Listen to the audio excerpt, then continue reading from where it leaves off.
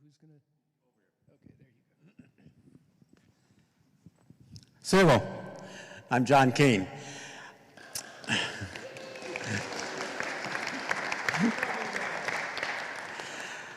First, I want to welcome all of you to the event here and to help celebrate this book and the man behind the book. You're going to hear from all of us who have contributed in some way to the book. But before I do that, there's a couple of things I've got to do. I've got to acknowledge our friend ཌnhiên HDZ and the North American Indigenous Center of New York. It's funny because originally ཌnhiên introduced me to Matt Peterson and Malek and these guys way back when, and then I reintroduced them for this event. So they connected up, and it's her organization that has brought this event to fruition. So I want to thank ཌnhiên. There are people that are here from all over, well, in some cases all over the world. So there's a lot of people that have come from different places here. Certainly from several different Native communities. I got some friends from ŨDES, where I live, in the western part of what is considered New York.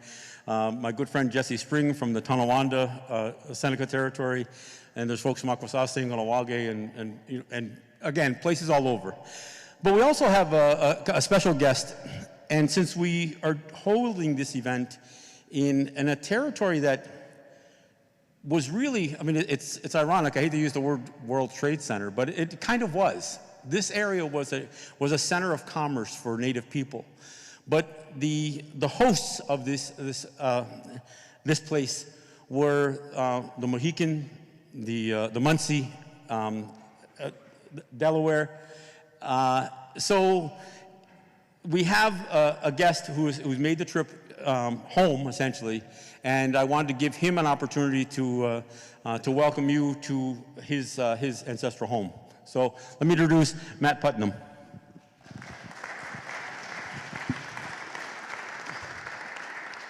Kula Munsee. This is the traditional territory, as you said, the Mohican, Munsee, and Delaware people. We refer to it as ŁDEwiedziä, Hoking. And it's a real honor here tonight to be sitting here with our relatives. I'm really happy we were able to have this moment. And I don't want to elaborate too much, just it's common courtesy. And I'd like to turn the mic back over. Anishi.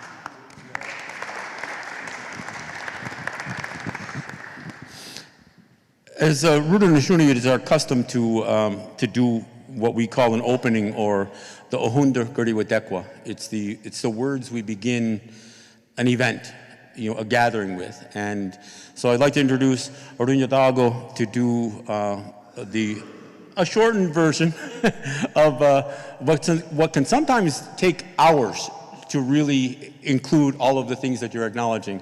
But I want to introduce and welcome ŁDEwiedziä to do the ŁDEwiedziä. I forgot, you got to dance when you do this, huh?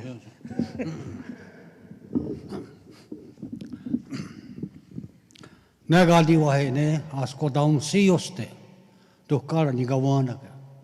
Ne wahene konto ዄδωβια daloroge uwa yo kara tserate. Yo tsununya ne chinikangyo ko to konto 횃δωβια daloroge. Ne gadi wahene chidωβια tatsu. Ne wahene don yung kwa da da nuhara dungeke kya tagute. Ayo hare wahene skana. Ayo hare ne yung kwa da kari denyo.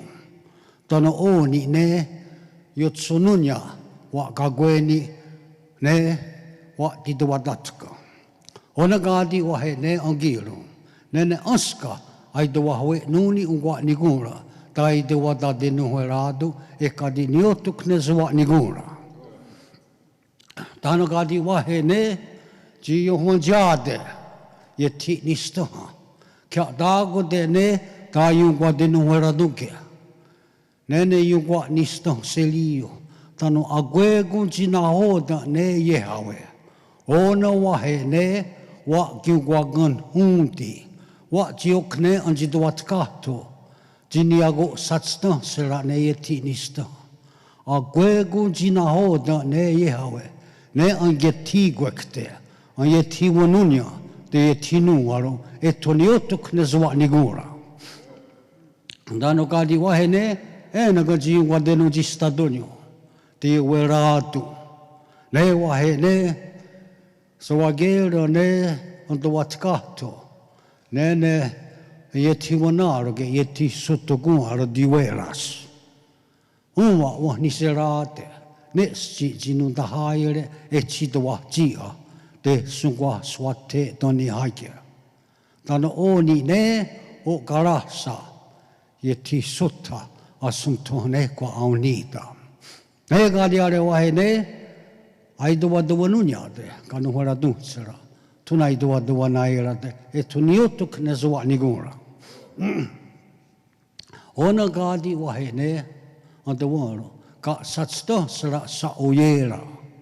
A gwegu ne jidwaya tatsu yungwaya, ka nuene ta yungwa de nuhera dungege, ne ka satsta sera a yungwa dunse ka ya taget hatsera.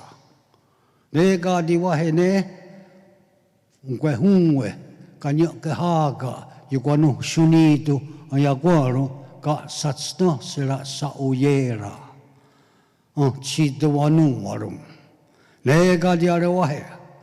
De wadunu nya de na kwa kawanios. De wadunu waratu. Ka satsno sala sa oyera. E tuniotuk suwa nigura. Dano gadi wahe ne. Ise oni ne jiswaya tatsu zwaya na hoda ne. De suwa dinu waratu kia dago de. A gwegu gadi aga na ne. Ya teno ne. Ayungwali wa niguna. Nega di jina de doa dere, wa di doa da de nuheratu, e toniotik suwa niguna. Tane to.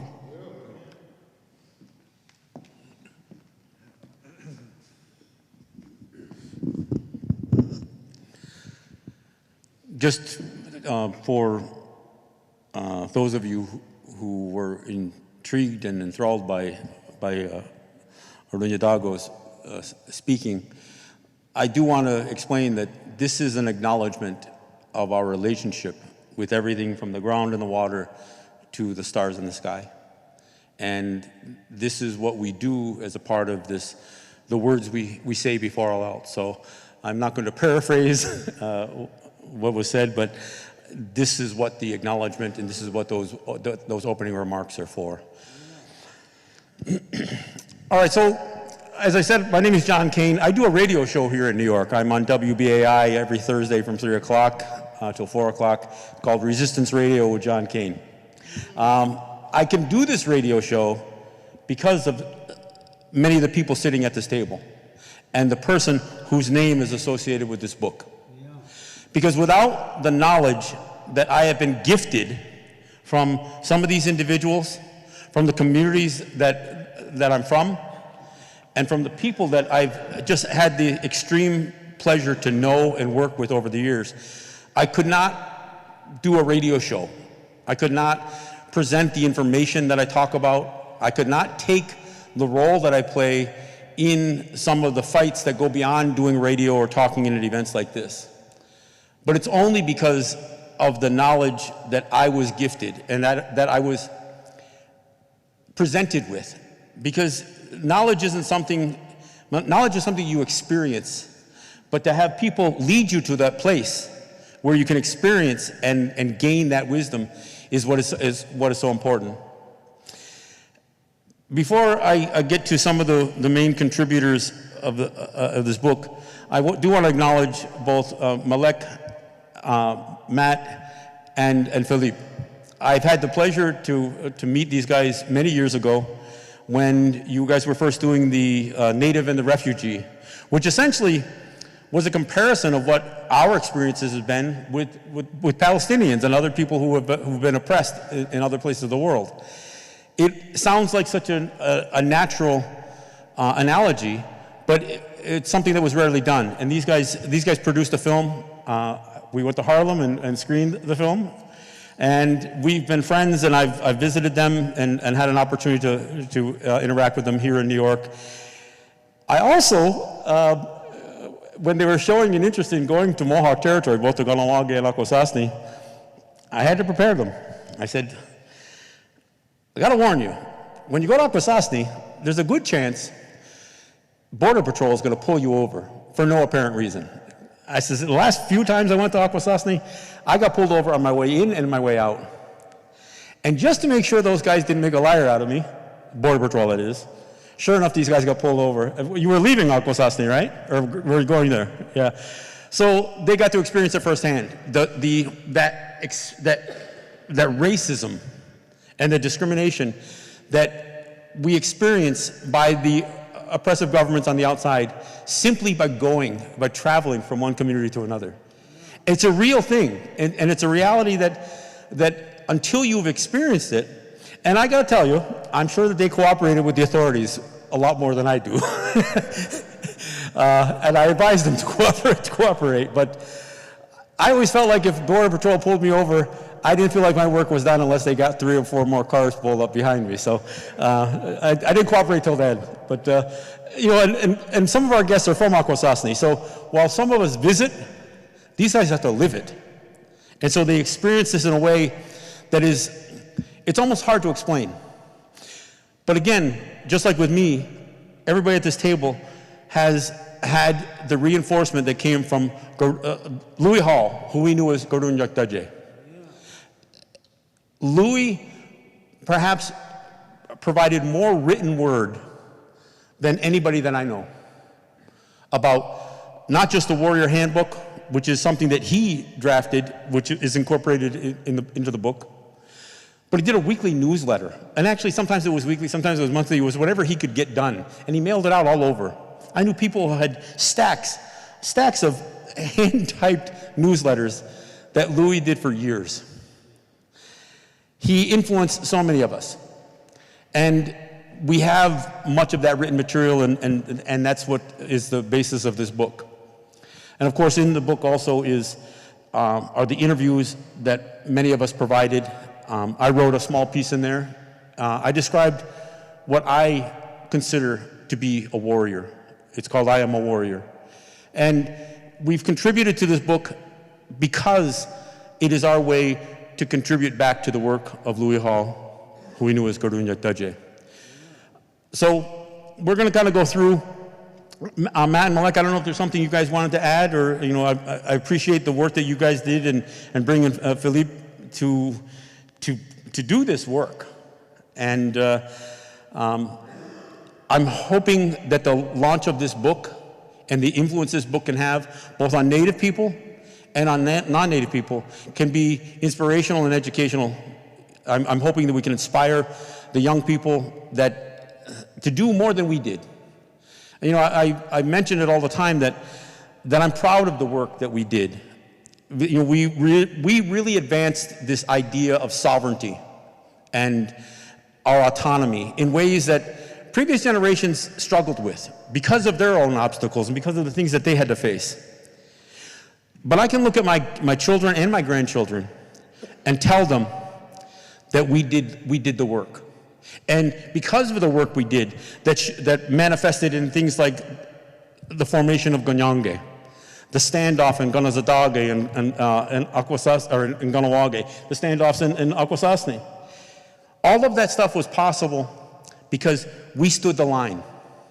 And we fought everything from taxation to police to military. And sometimes we had to fight our own. So as I hand this over, and I don't know if we're going to go right down the line or how we're going to do this. I don't know, ՅԱԳՈՒԻՆԵ, did you have a... Do you want to start with ԿՀԱՆԴԵՆԵՏը? Okay, we'll start with, all right, there we go. Well, I don't have to hand him a mic because he's got one right there in front of him. Let me introduce somebody who was probably my first real introduction to being a Mohawk warrior. And this is a guy that I've learned so much from. He even lived and stayed with me in my home for a period of time. He's given the names to my grandchildren and some of my children.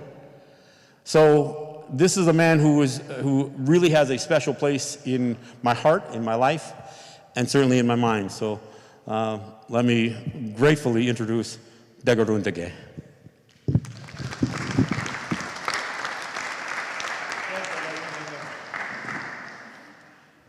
I have to let you know that ďagarún tage has left the building. No. This is something that has so much to be talked about. But tonight we don't have all that time. But for me,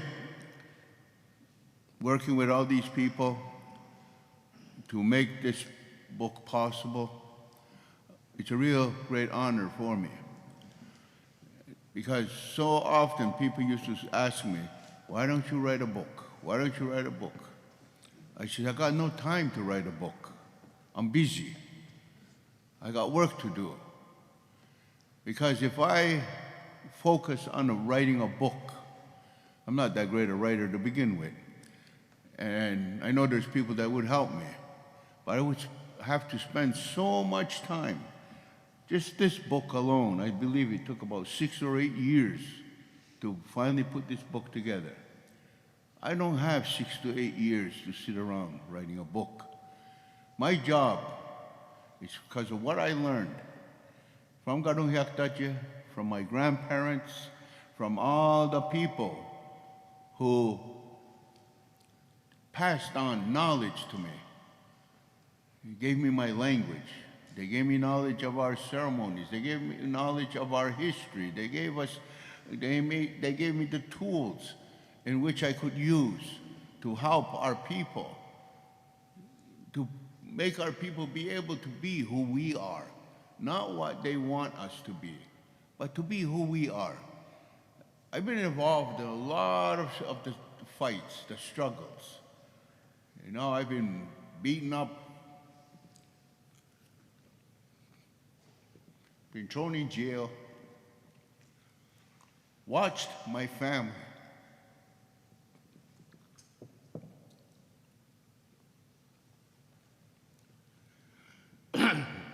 and what they had to go through.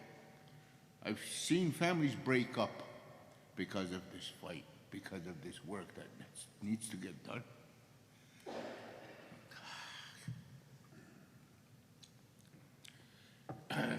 I don't usually fall apart.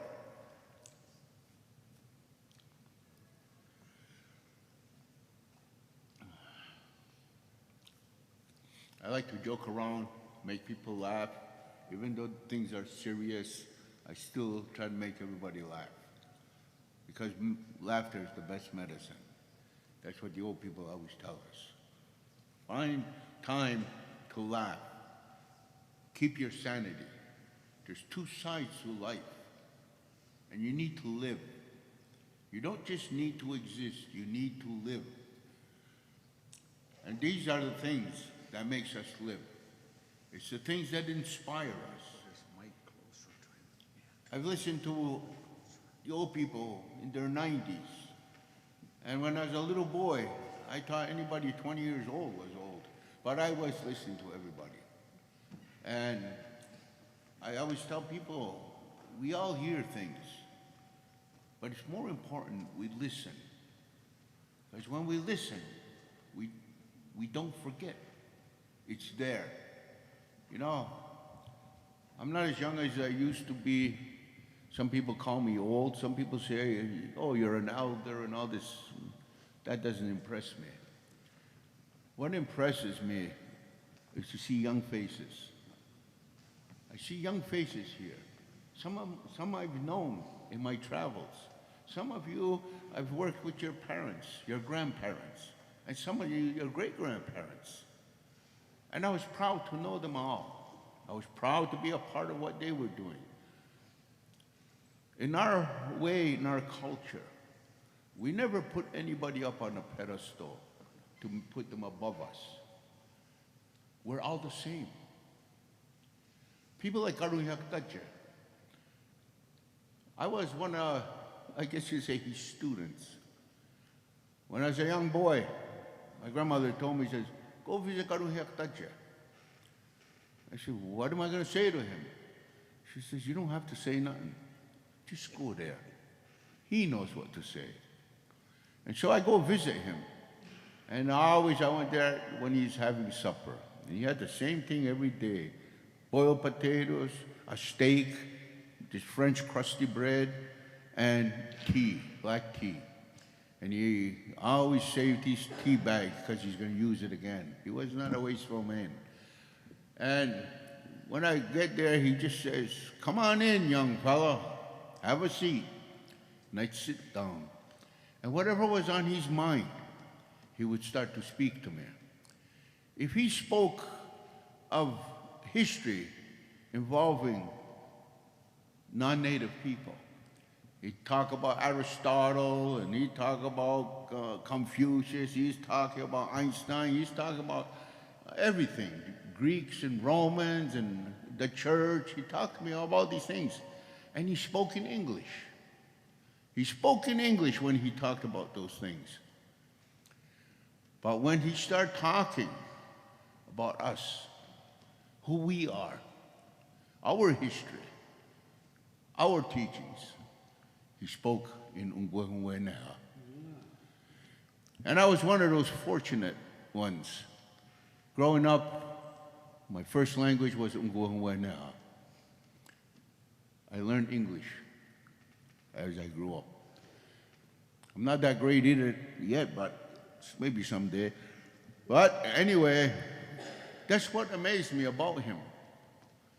It's like he had a way of switching his mind. It was important for me to hear the history of others in that language, but it was more important to hear about us in our language. So I got the best of, I say, two worlds.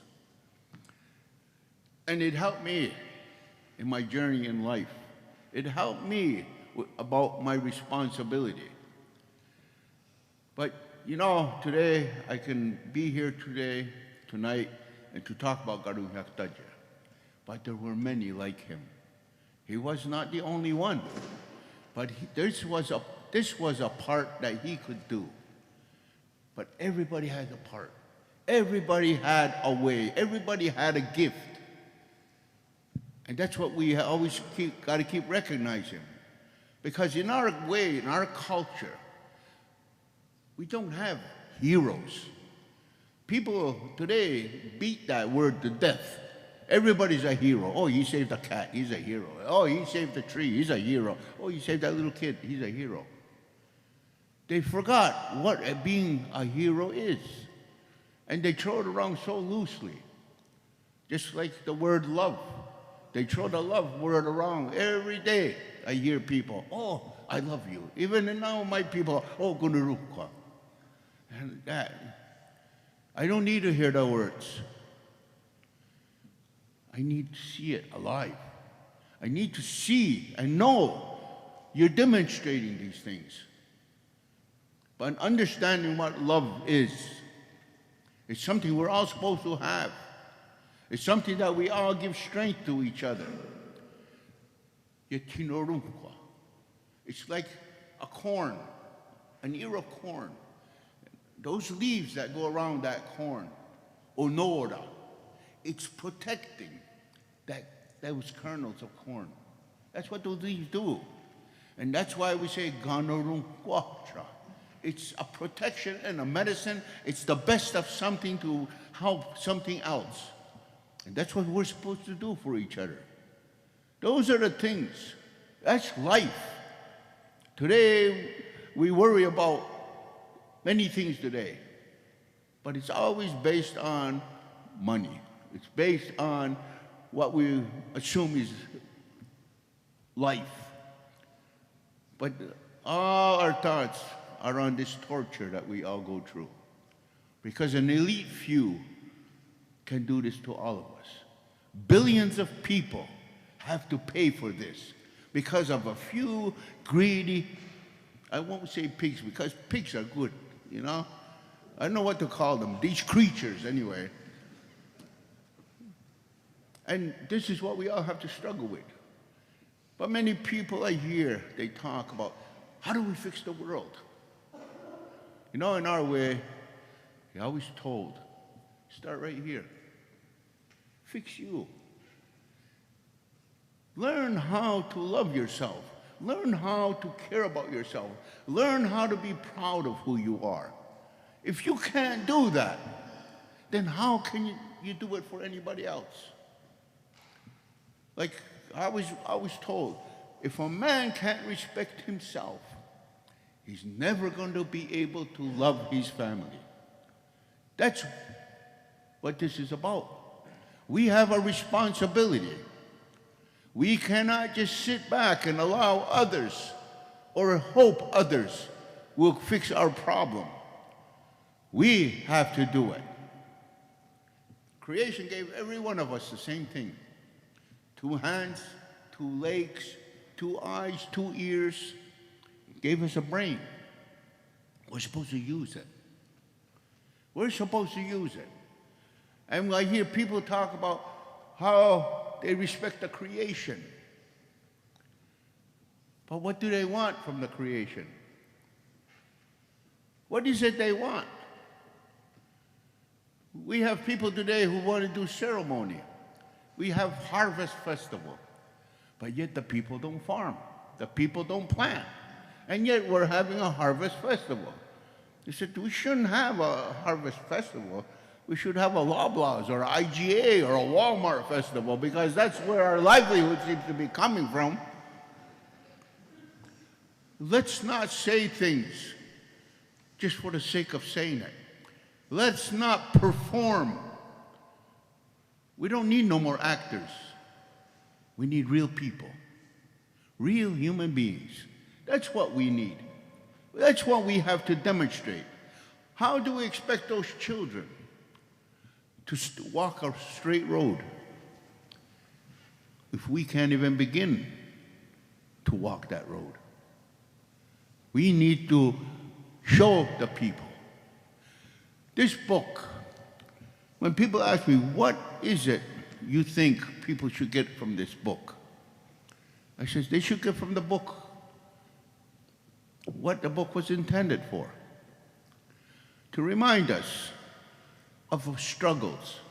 It's to remind us that these things actually happen, that people actually live through these things. And that in this book, I read the book myself, and I don't find in that book anywhere where it says, this is what you got to do. It doesn't tell you what to do.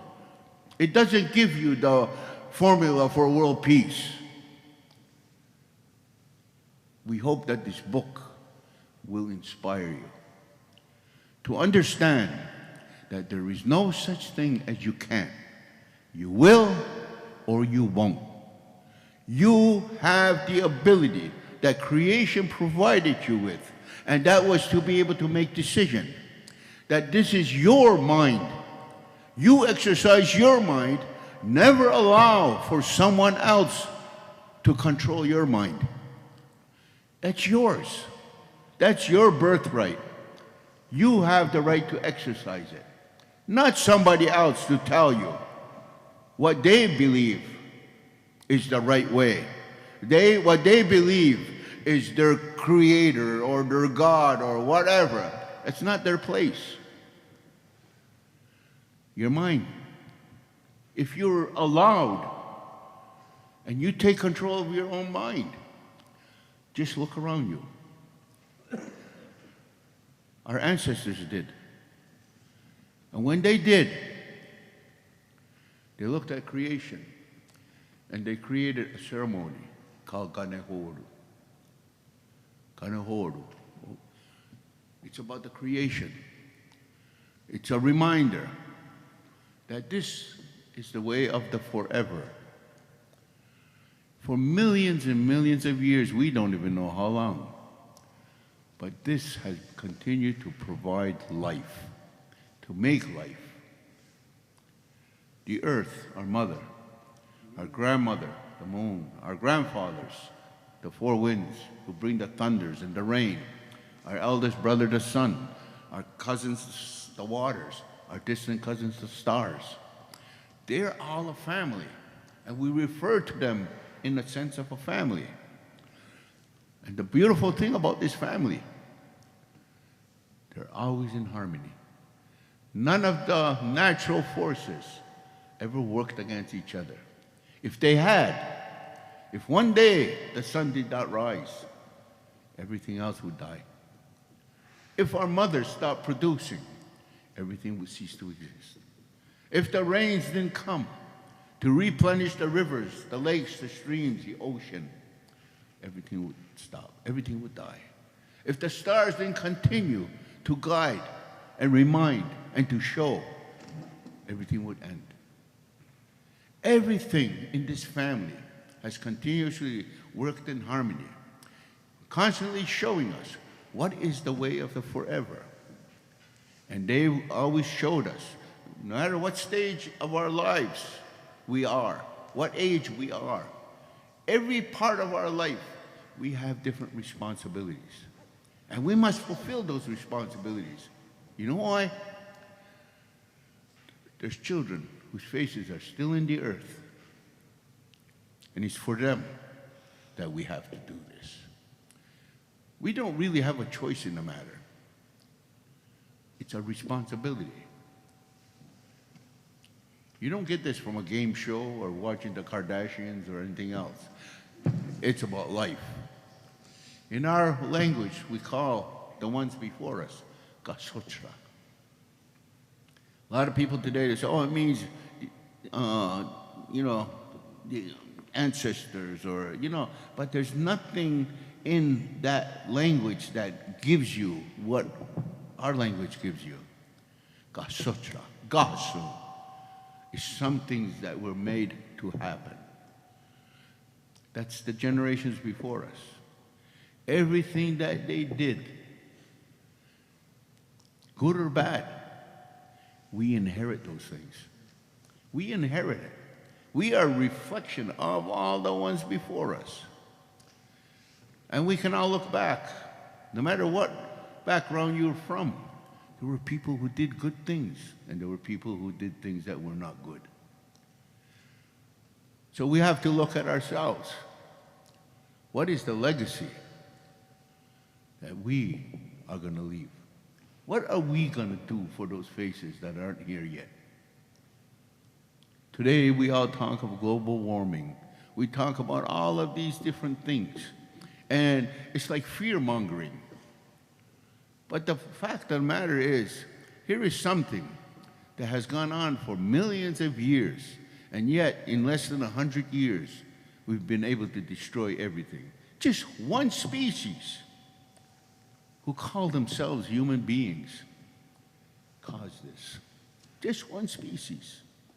But yet, because of their actions, there are hundreds of species that die off every day, become extinct because of this one species. And this one species believe they're next to godliness. They think that they are the number one. And often I ask myself, why did creation put these ugly beings on this earth? Because they're ugly. Because of the harm that they cause. Now, oh, we're smart. We have artificial intelligence. Artificial. Every time they create something, they got far more problems.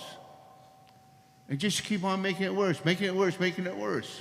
And people always say, oh, the end of the world's going to come. No, it's not. The end of us. But it ain't the end of the world. There's a great creatures that once roamed this earth called the dinosaurs. They were the king of kings on this land. Where the hell are they? They're not here. They're not here no more. We now think we're the great dinosaur. Yeah, let's keep going the way we're going. And some other creatures will be making museums about us. I'm going to stop there because, like I always tell people, I'm not a man of many words. And there are people here who have probably a lot more interesting things to talk about than I. So I'll just pass on the mic. 녕하고 for listening.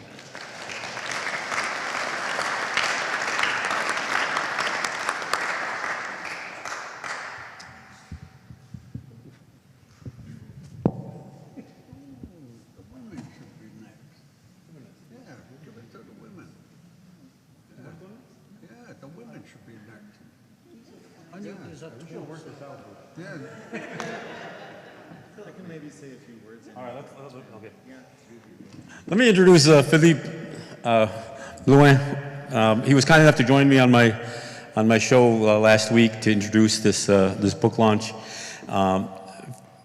He had the unenviable and enviable, I guess, task of trying to bring all of these pieces together for this book, including interviews with many of us, some of us who wrote pieces. But he was inspired by getting to know some of the people sitting here, and that's what drove him to, well, I don't want to speak for him, but let me introduce him and let him explain how he came to be involved in this project and what it's meant to him. Philippe jourd. Thanks, John. Thanks. Is this on? No, it isn't. It's not on. Just for the show. Okay. Hi, everyone. Thanks, John. And really, I don't think I can express how grateful I am that these amazing, there's no words in English to express it, amazing, wonderful, unique, you know, it's not sufficient. Just these people that they entrusted this task to, me, Matt, and Malik, and that we worked on this together for 7-8 years. And perhaps I'd start by talking about what's been happening recently. There's, because the Warrior Society, which in Mohawk is the ρωģiskān ģeṭe, this is the men's fire, right? So the men are modeled after the sun, whereas the women belong to the earth. So the men are there to offer protection and warmth and light to the earth and to the children that are under the custody of the women. But the women also have their fire, and several women from the န့ηνιστάνσρα, the life givers, are here today. န့ητείναι kažagwine gawina garinata. And recently, this last year, we worked together with the န့ηνιστάνσρα on a lawsuit in Montreal, in an old hospital, abandoned hospital, Royal Victoria Hospital, where there had been medical experiments, the MK-Ultra experiments that perhaps you heard about, conducted by the CIA in the 50s and 60s. And so what the န့ηνιστάνσρα, the Mohawk mothers, did is to go in the Superior Court of Quebec, following only their own ways and without an attorney, and to stop a redevelopment project of that hospital that was being converted into a new campus for McGill University.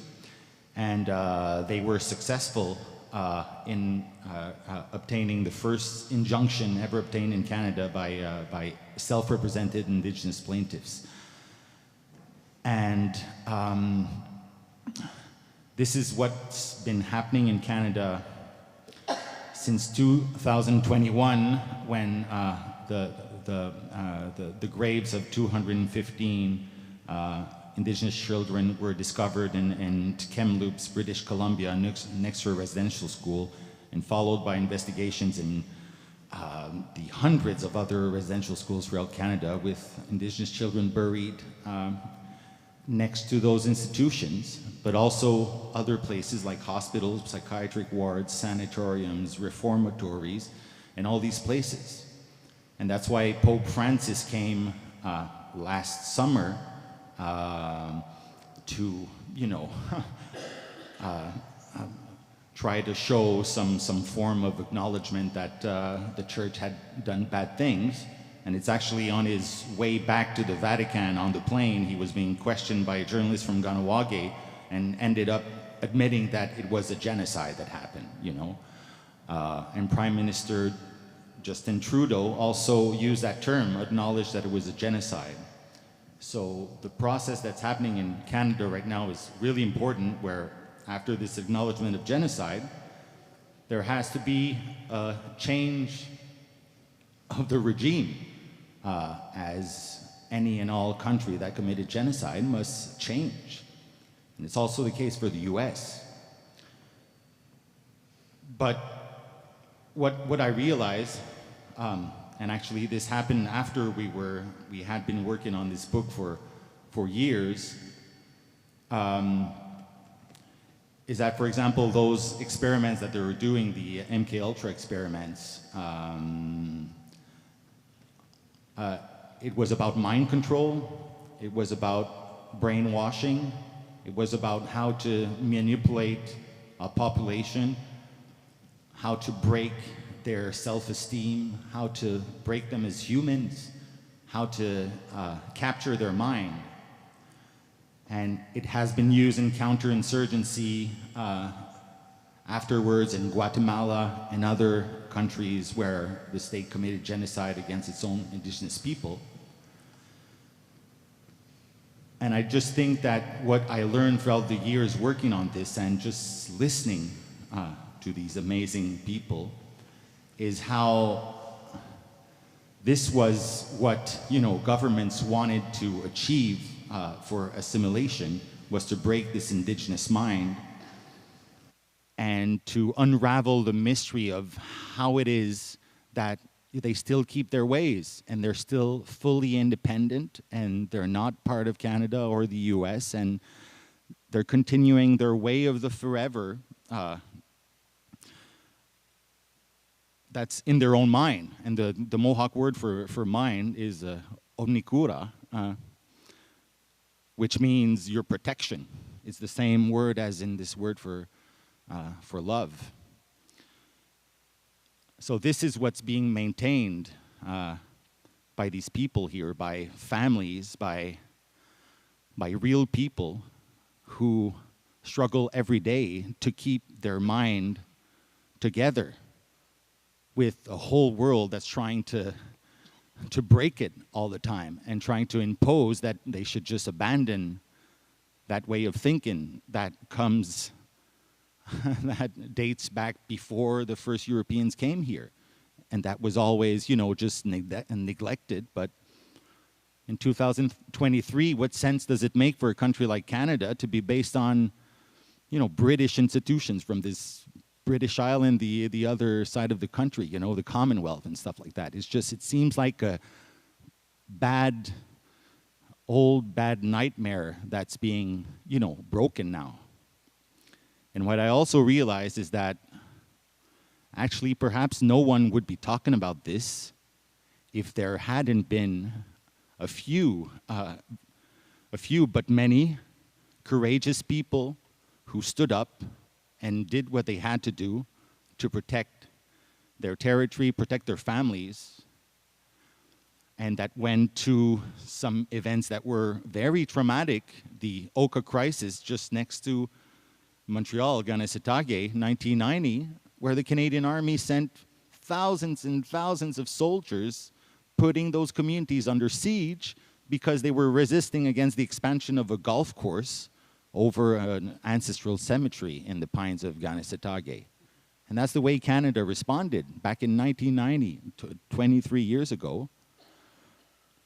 But it's in the years that followed that they launched all these series of Royal Commission on Aboriginal people, and then the Truth and Reconciliation Commission. It suddenly became like a social problem or something that, oh, there is actually a problem.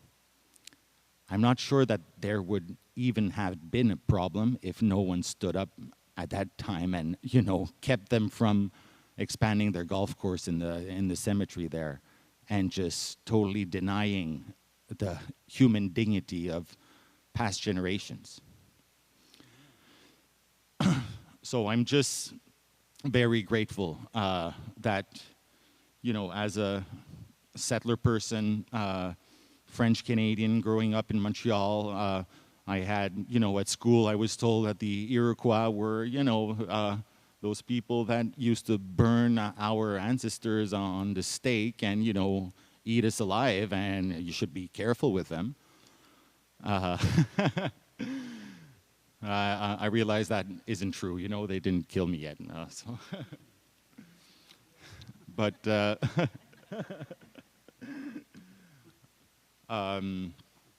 so I'm just extremely grateful that this message, that there has been trust, that non-Indigenous people can also relate to this story and renew their relationship with the caretakers of this land, the, true owners of this unceded land, which are actually not the owners, because the owners are the coming generations, the faces still to come. And that has never changed, and it won't ever change ever again.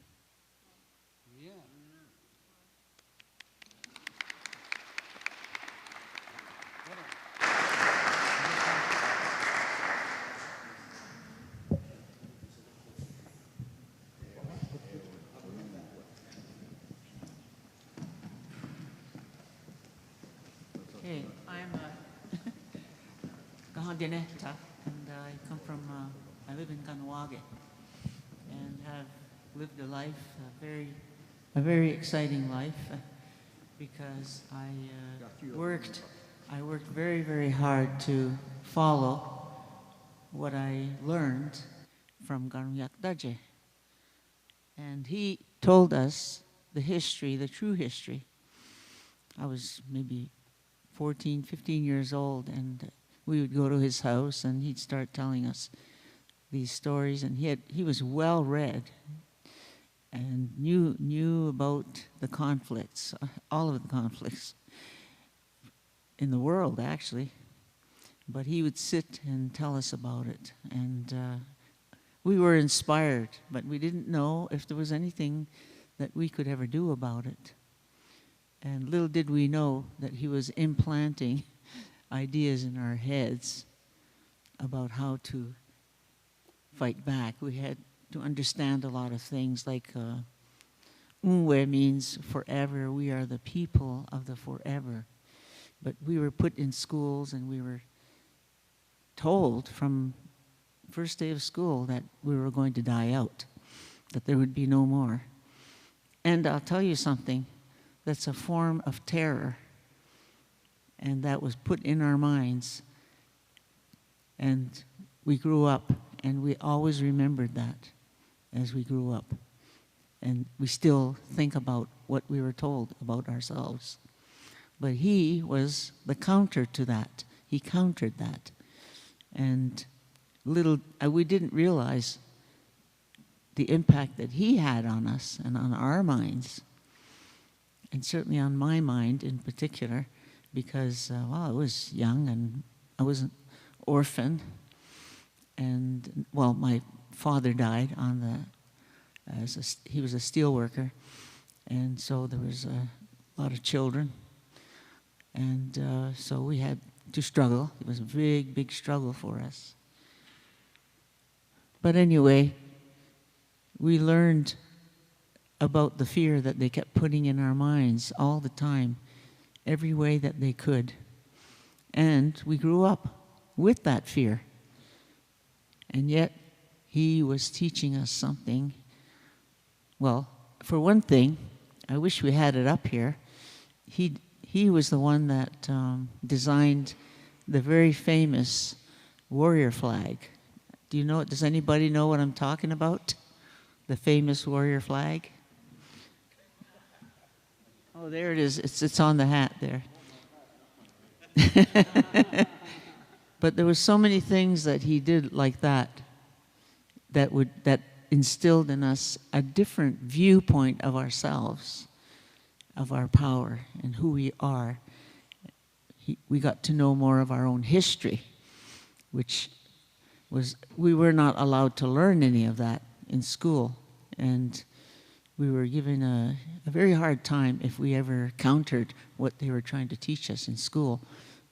But because of him, we would stand up and we would argue. And then, of course, you know, we were very badly treated. We were, you know, punished.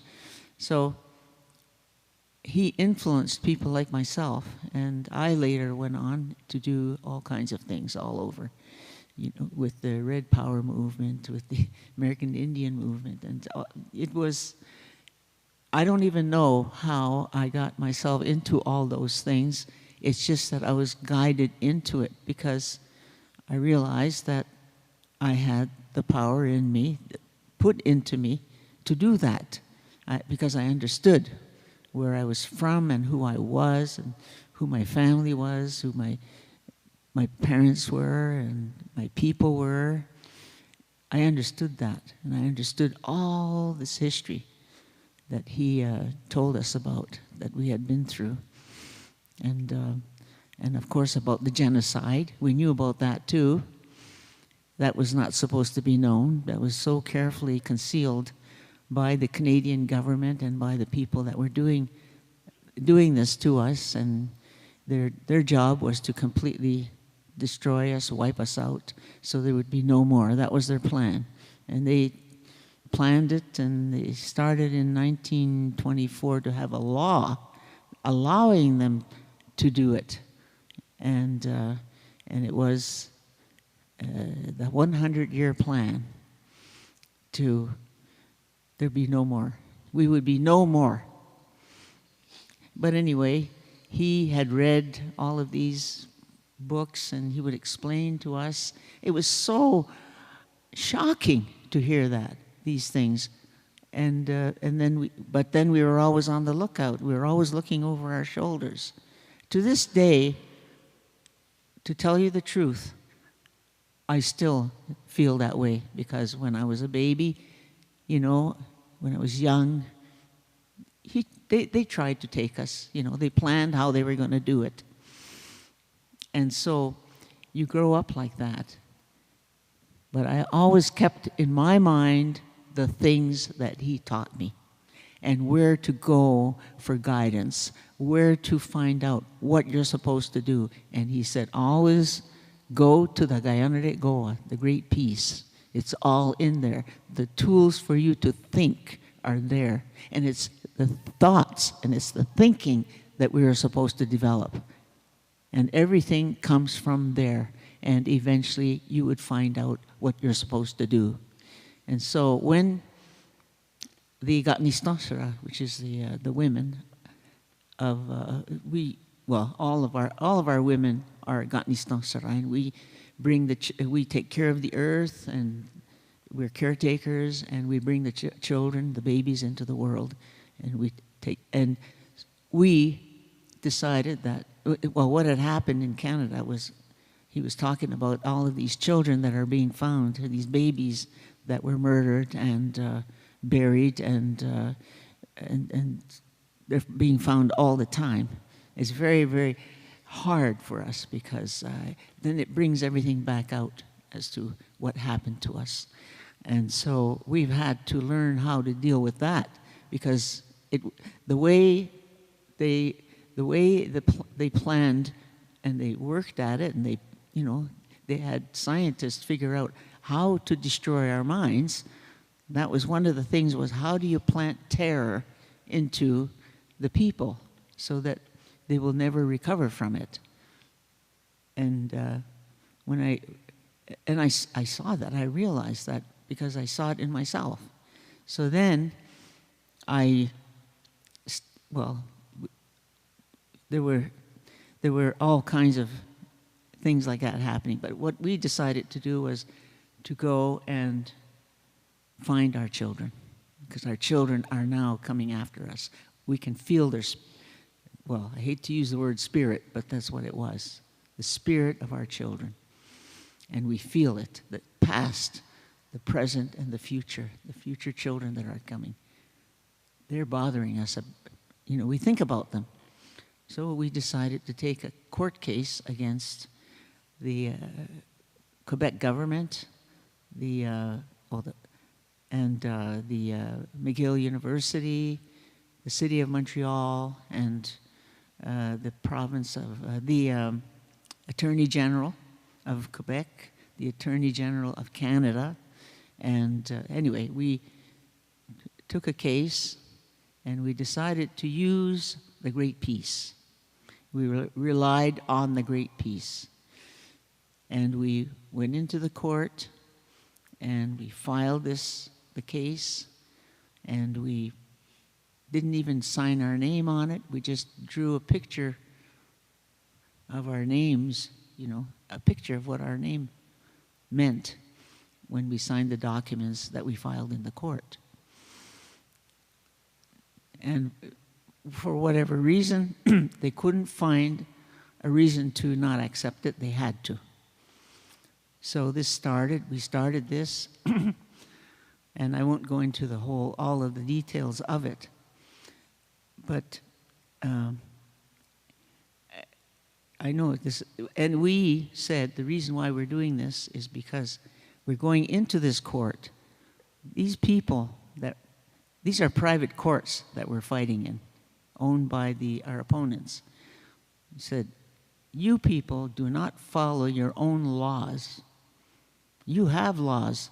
You're not supposed to be murdering us and doing what you're doing to us. So we're going to go in there, and you're going to explain to us why you're not fulfilling your duties. So, of course, what we found out too was that when they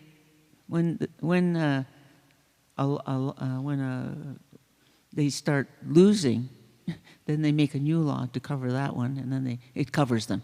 But anyway, so what happened was, I won't go into any long details too much, but I will tell you that there were about 9 different incidences, and we won. And we had no lawyers and no money. That's how we did it. And we used our own law, our own way, against theirs, and we won. I'm going to tell you, we did do that. And we're right in the middle of it, and I'm kind of careful what I say because, you know,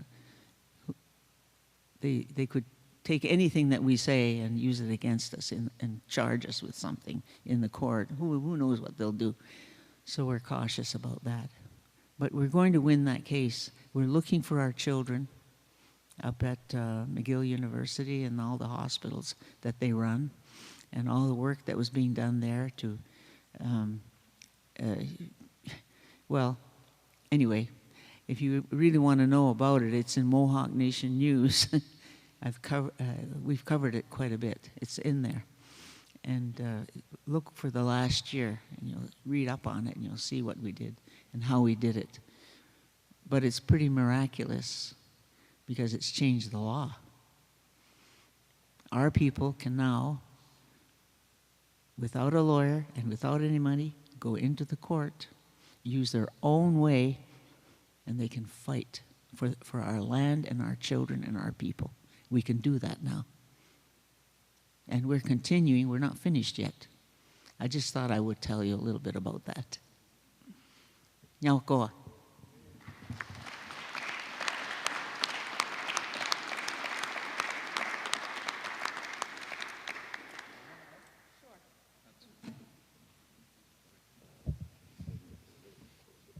Okay.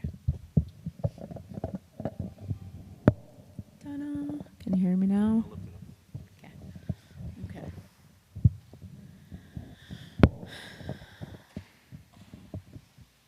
Ta-da. Okay. Segue. Ďakujem jo jats. Ďakujem wak skardewaga.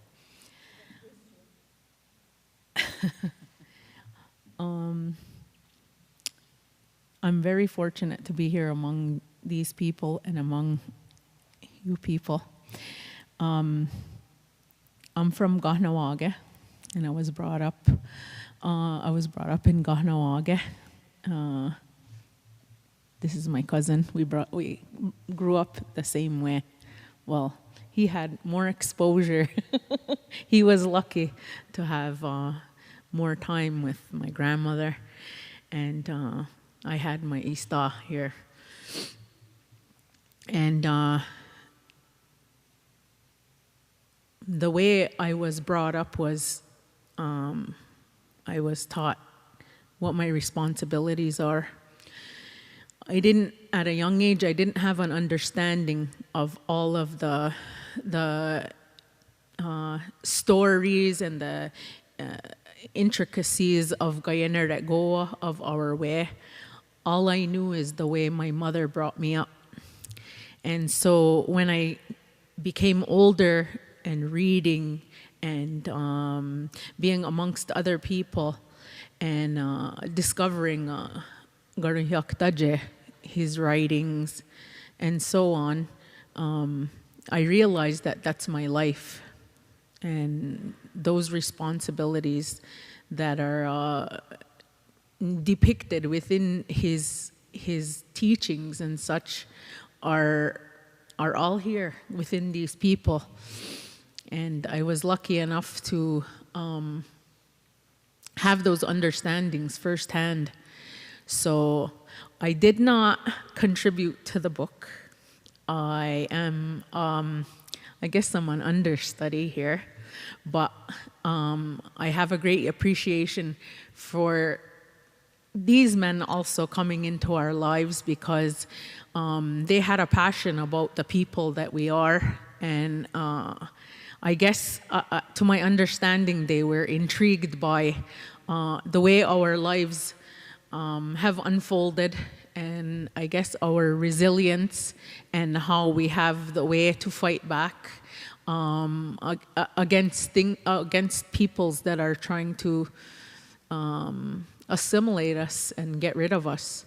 And so they came into our lives. I met them one summer day, and they collected all of these stories that are so important and put them all together in a book. And when I read the book, I had an understanding that all of the ways that I was brought up in are all depicted in these stories. And I felt like I belong, if that makes sense. Like, it wasn't just my family. That there were these experiences of people who understood how to think for themselves and not conform to what the world is trying to make ḵayến people. And they fought against the atrocities done to us. They put their minds together and they found solutions. And that's how my mother brought me up. It wasn't about the problems, it was about the solutions and taking care of your responsibility.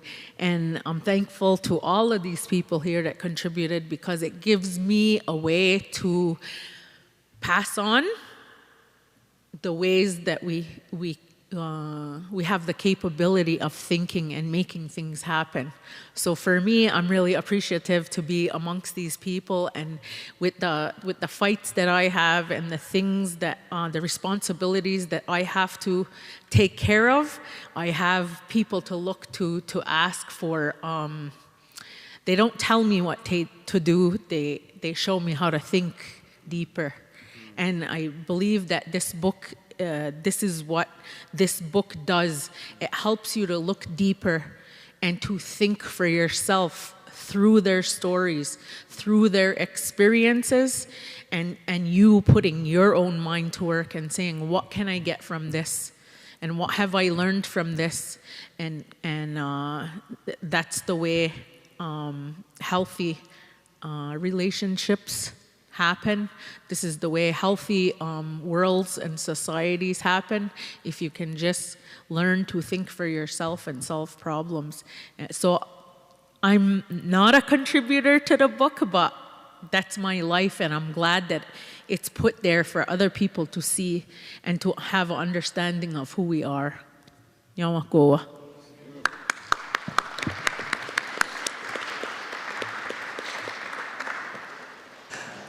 I'd like to introduce ṕ αγ Ꭿဿաջե, who is someone who's played a real big part in many of our lives especially in the longhouse in ﷺ. I have had the privilege of being invited both by ṕʌᴙညŊ and ṕʌᴙny뾱 to oftentimes help deliberate some of the internal issues even up in ﷺ. I'm Ŋñögyeha. My family's from Kahnawake. I lived a good part of my life in Oneida. My wife is Oneida, and I live in Seneca territory. So when I travel to ﷺ, it's not like just going across town. It's a trip, and I'm always well received, especially by these two men, and especially in that longhouse. And they have oftentimes allowed me to help resolve even some of the internal conflicts that arise in any community. So I am privileged to know them. I am privileged to have learned from them, just as others in this distinguished group. And we've seen a lot of conflict in places like ﷺ, and both these guys have been, so influential in both ﷺ, Kahnawake, and other Native communities. So first of all, let me introduce ṕʌᴙny뾱.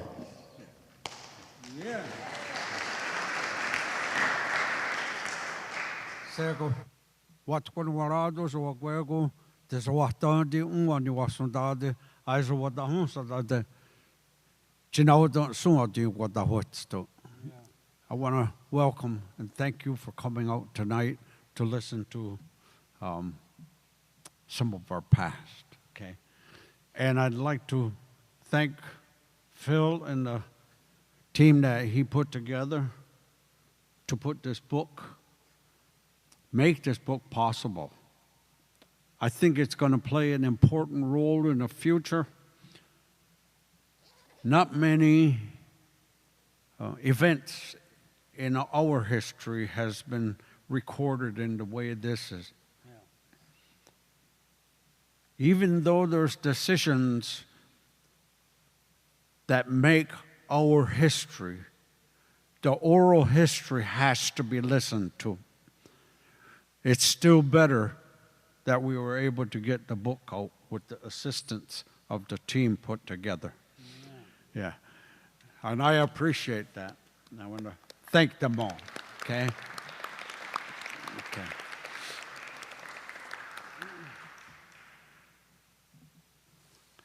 I grew up in a traditional family. My father was a hard traditional parent, okay? If you didn't listen to him, you felt it, okay? Didn't matter if it was once, twice, or 10 times, you felt it till you learned it, okay? That's the way he was. And he had a lot of boys, so he had to be pretty strict, okay? He made us go to the longhouse, made us sit along the wall and listen to what was being said. And back then, in the longhouse, total, 100% my language. So I picked up a lot of what they believed our political standing needed to be in our language. They had an understanding of who and what they were, the way it's supposed to be, not an English interpretation, which changes it. It's not the same thing. Yeah.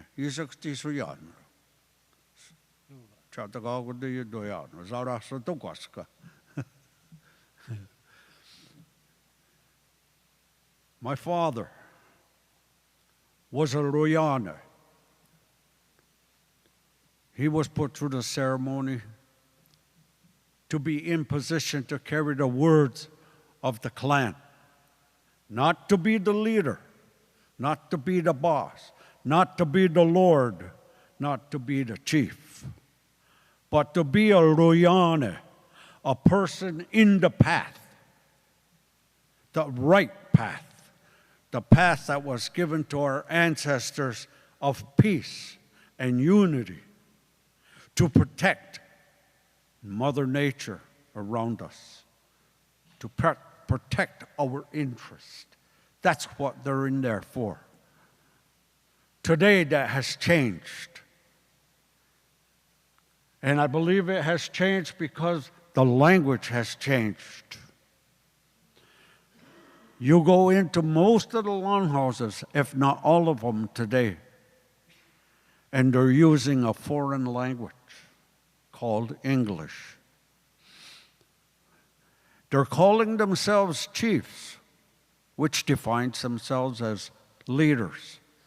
Okay? They're not leaders. They're servants. Servants. They do what the clan decides is best for their interests. That's what it takes into a council of the politics of ḵayānhā-Ꭿʰōghā. And it goes back and forth. When it comes to one mind, it comes to the third side. If they don't agree, it starts over. But if they do agree, they say they are in agreement, and it's put into the well as a decision that they are going to remember forever. Okay? That's how that goes. It's not happening that way today. So we're going to see a lot more problems internally in the next few years. My life, as it pertains to this book, I was an iron worker, happy as an iron worker, climbing around all over, traveling the country. I got home, I came home. While I was home, a position came up in the clan. The clan had a meeting, a bear clan meeting, ṕīrākṣaḥ. They asked my brother if he would take the position to keep that position warm until the condolence. He says, no, I'd rather not. He says, I saw what my father went through. He believed so much in the politics of the time. It became hard for the family. So he didn't want that. So they turned to me. And they asked me. I said, I don't know anything. I said, but I'll try to help you in every way I can. So they announced it in the longhouse that they want to put me in that position. Went into the well, they agreed. Went to the wolves, they agreed. So it came back to the clan. So now I'm sitting there representing ﷺ in the position of ṕīrākṣaḥ. Okay? I didn't think it was that hard of the job at the time.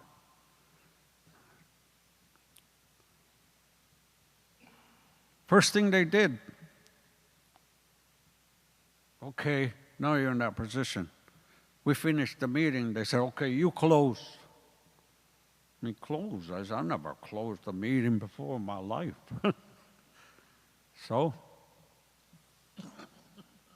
I got up, and there was a lot of quiet for a while. So, but I started, I did the best I could. And it was accepted. Went through a lot of meetings, went to a lot of other area meetings amongst ḵayānhā-Ꭿʰōghā, ḵayānhā-Ꭿʰōghā, ḵayānhā-sadāga, ḵayānhā-nēga, wherever, pertaining to our interests. The air condition is bothering my eyes, okay? It's cold. Well, anyways, we had all of those meetings, and I start understanding the politics. From that, they started nation meetings, as it's called today, okay? All of the different areas come together and they would have one national meeting. Learned a lot in those areas. There was a lot of problems. But what I learned the most is that the language is the most important part of our culture. Yeah. And Trudeau, the old man Trudeau, said the same thing as the old people said. They encouraged us to use our language. Don't ever lose your language. Trudeau said the same thing. If you don't have your language, don't come to me about your culture because you are just like me now, Canadian. That's where we are today. That's what they are telling us in the reconciliation process. They haven't told the Indian totally yet, but the greater majority of band councils in Canada have already accepted the process. It's just got to be sealed. And this past week, which is amazing, and this is what faith has done to our people. We never had faith. We had ωρίχιο, fact. That's what we always had. Everything that creation put here for us is a fact. Air, you gotta have it. In order to have air, you gotta have trees. Water, you gotta have air. You gotta have clean water. Animals, you gotta have it. You gotta take care of them. You can't waste it. Ground, you gotta have it. Those are all facts. That's what our people believed in when the explorers got here. We taught that to them. We accepted them as brothers. The highest level that we had at the time to accept anyone. We took their hand and shook them and recognized them as brothers. We're the same. Yeah.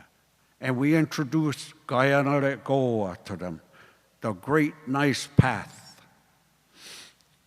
And they recorded when they got here, it's like Shangri-La. This is like Shangri-La. Oh my gosh, we could take this place with 50 men. We could conquer this place. That's what they wrote down. Instead of saying, we should take this and we should help them make it grow. Yeah. Instead, they looked at possession. Take the land. And look today what they have done. I go around my house and all the trees are dying. When I first got on council, they used to talk about the tree, a certain kind of tree was going to die from the top down. Yeah. We seen that. But now we're seeing all of the trees are dying because some kind of man-made bug was used to kill something else, but got out of control. And then they brought it over. And another bug, and another bug, and another bug. Now those bugs are killing all of the trees. Yeah. What are we going to do when all those trees are gone? They're putting poison in all of our food today. They're making it in such a way that only a few people are going to grow all of the meat that we use. And we don't know what's going to be in that meat when it gets to our table. Our န့ěΝHBO was teaching just the opposite way.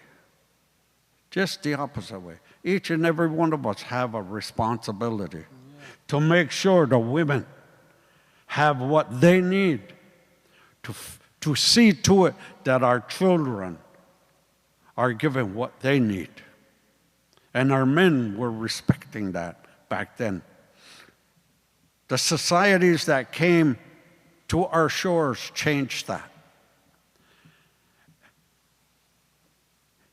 And what I was taught with the influence of ԿH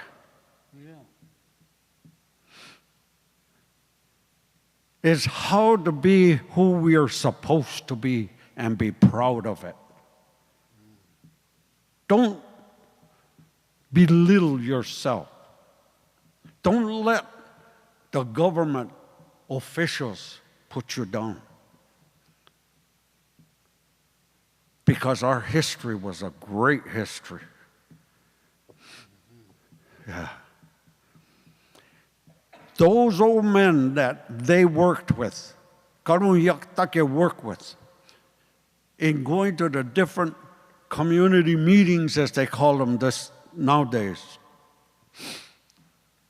the stories that they would tell were stories that were told as stories but were history. They put them in a story form, but it was our history they were telling. And that's what they always did. You go to the Grand Council, from the National Council, you go to the Grand Council. Now you got brothers, younger brothers, older brothers. Our ԿH ᎯᎯဿ says certain things have to happen there. 49 families, 49 decision makers, and one position that has no clan mother. Я구야네. It doesn't mean clan mother. It doesn't mean that. But in English, which everyone is using today, clan mother, everyone with a clan that's a woman is a clan mother. But there are certain individuals that are put into a position that is a Я구야네. Я구야네. Just as the male, 루야네. Okay? In the path. In the path. People with the minds that are not headstrong, where I want that position. I want it this way. I'm the boss. I want that. That's not what we're looking for. See? We're looking for a humble mind that can listen to the clan and bring it all the way up to where it's supposed to be. And because of European, mostly British back then, influence, at one point, our Rudiana were calling themselves lords. Lords. Yeah, I'm a lord of the Confederacy. See? See how it takes it off the track? What were the lords like in Europe back then? See? And that's what they try to copy. Influence. There came a time when Masons influenced Rudiana, the 49 families. Yeah, there came a time. And because of that, when Handsome Lake came with his message of faith, was accepted by some. As times went on, it got stronger and stronger, to the point where those chiefs, those lords, now are saying, in order to put up a chief, Ruyane, you have to be a follower of the religion before you can hold a position. That's dictatorship. You can't do that. Not in a free. And the same thing is happening now in what is called the United States. See?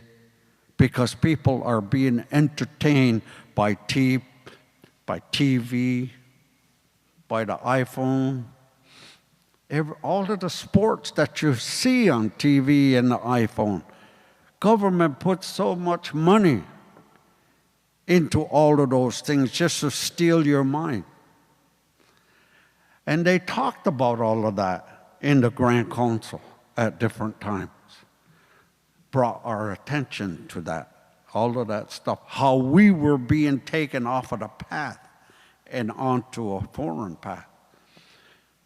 And ﷺ played a very big role. He was one man. And he was kind of comical looking. Yeah, when we were young, remember? When we were young, Louis was an old timer. He always wore a hat, a big cowboy hat, like, you know, big brim. And he was kind of humpbacked, right? He was bent over.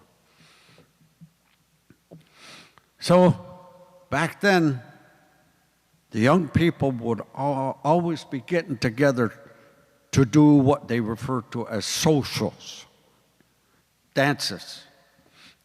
Young people all get together and they sing and dance and have a good time, learn our social culture. And in between dances, the old people would get up and give words of praise to the younger people, remind them of what the responsibility is of younger people. It's not happening now. Yeah. It needs to come back. Louis' influence was important. His friends. Back then, people like him would go to different areas. There were no hotels and motels. Anybody need a place to stay tonight? Please stand up. They stand up. People come from the hometown. They take people. And they take them home. Hospitality. Yeah, we're all family. What are we afraid of? See? That's the way it was. That's how I grew up. And people like ﷺ made a big influence in my mind after they put me in that position. After they put me in that position, it seemed like I got into nothing but trouble. Yeah. I became a big troublemaker because I try to tell it like it was. I try to tell the truth to our situation. I try to tell the people they needed to do 1, 2, 3 in order to stop what was happening to them. And in doing that, terminologies again. Everybody knows why the word warriors was used. Again, that's a foreign name. It's a foreign word. To us, it's ṕľაďte. There's a word peace in there. In that long word, skåne, peace. Slow, skåne. Okay? ṟødigete is right here. You're carrying it. It's your responsibility to make sure that the coming generations have what they need to live in their own country. That's what they taught us. Louis was really strong on that, ﷺ. And it comes up. It comes out the way he was. He made a lot of influence in our world today. But it's going to take lots of people. We could all use ŨNREGO, every one of us,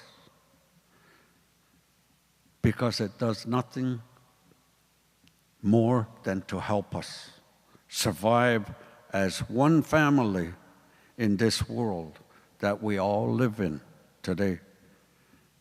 If we could all think like that, doesn't matter what color you are, doesn't matter. It's what's between the 2 ears, what is put in there. Like Paul says all the time, you hear something, you don't follow it blindly. That's why you were given that mind to watch over you. ṕաղ뇨gy. That's what it's saying. It's watching over you. See? So you hear something, you dissect it, take it all apart, let your mind make the decision. But think about it. That's what 괘씸ญูtaught us. Think about it. Yeah. Don't follow blindly. There's too many influences that want to make you a slave. A slave. Right now, we're paid slaves. You have to go to work every day. You have to. That's paid slavery. Okay? So we have to be careful. What is going to happen on the next step in the world? United Nations, everybody thought it was a big, important facility being put in New York City. What's it turn out to be? Yeah, a big problem. They're not doing what they started out to do. Yeah, they send soldiers different places. They're involved in the new world order that's coming about. They're playing a big part in that to control your life in the future. 괘씸ญูpointed all of that stuff out to us. Watch what's going on. Stay alert. Be careful. Take care of your interest. I'm thankful that I got a chance to meet him. I didn't finish earlier the way he was. When those socialists would come along, when we were young, we'd watch him. We'd watch him and we'd joke at him. Look, he looked like a train. He looks like a train, locomotive going down in a circle. And we used to get a kick out of it. But it was nice back then. Everybody had a good time. We'd have a big, really good time at those socials. Thank you for giving me a chance to tell what happened to me because of the influence of people like 괘씸Ɂ. Yeah.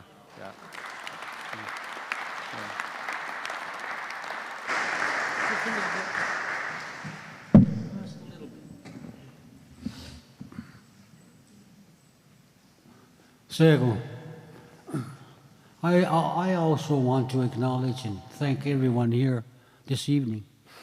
I think that we have a lot to share, and I think it's a good idea that we can talk openly. My focus this evening is to tell you how critical and difficult about securing our language. ṕաղ뇨gy. We're having a really difficult time. It's been a long time, generations, with the residential school. They tore the language right out of those kids. They literally tore it out of them. There was a time in my life that I thought it's not going to survive, that our language is just going to be gone. I don't think that way today. There is a resurgence in each of our communities, and even in the urban centers where our people gather. That's a main focus point. How can we learn? Who can we get to teach us? Where can we find a way to, through the internet and through the technology, that we can secure our way of thinking, because that's what it involves. Our language provides a proper thinking. It's not just words. It's a way to analyze the world. It's a way to say thank you to everything. Our language is critical. I encourage everybody. I spend my life encouraging. 녕់řej話다델리훈, please try to learn best you can. If you love your children, teach them our language, and it will survive. It will come back strong, because it's a special gift from creation. We're unique in that way. Everybody's unique in that way. Everybody has their own indigenous language. Everybody.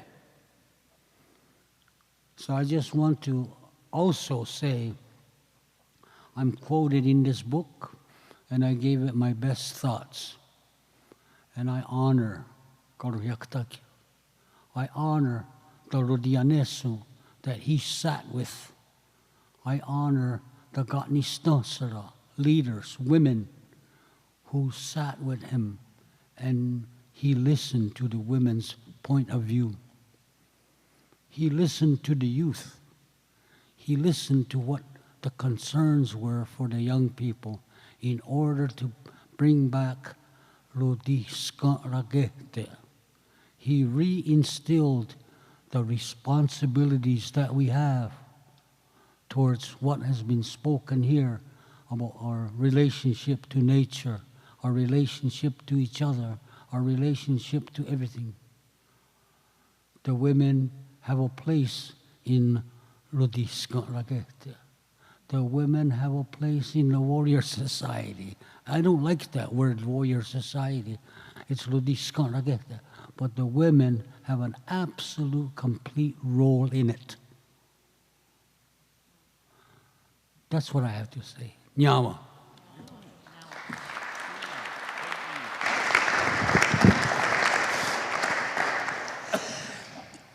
You guys have had the honor to hear three of the people that have really helped the language be sustained.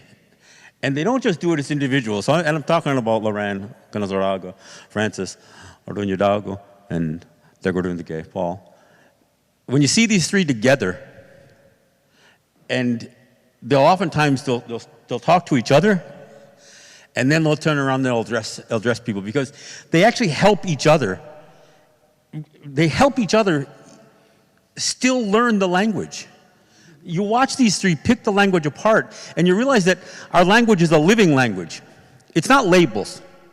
You know, sometimes you'll hear people say, well, many indigenous languages are verb-based, they're not noun-based, they're not just labels you stick on something. And that's true. But I know that I'm among the people who've had the privilege of seeing these three guys really break things apart. And again, when you talk about, dissecting, they continue to dissect the language, even today. And no matter how well versed they are individually, when the three of the men get together, it is really a thing to behold. So I want to thank all three of you for being such an important part of that. So.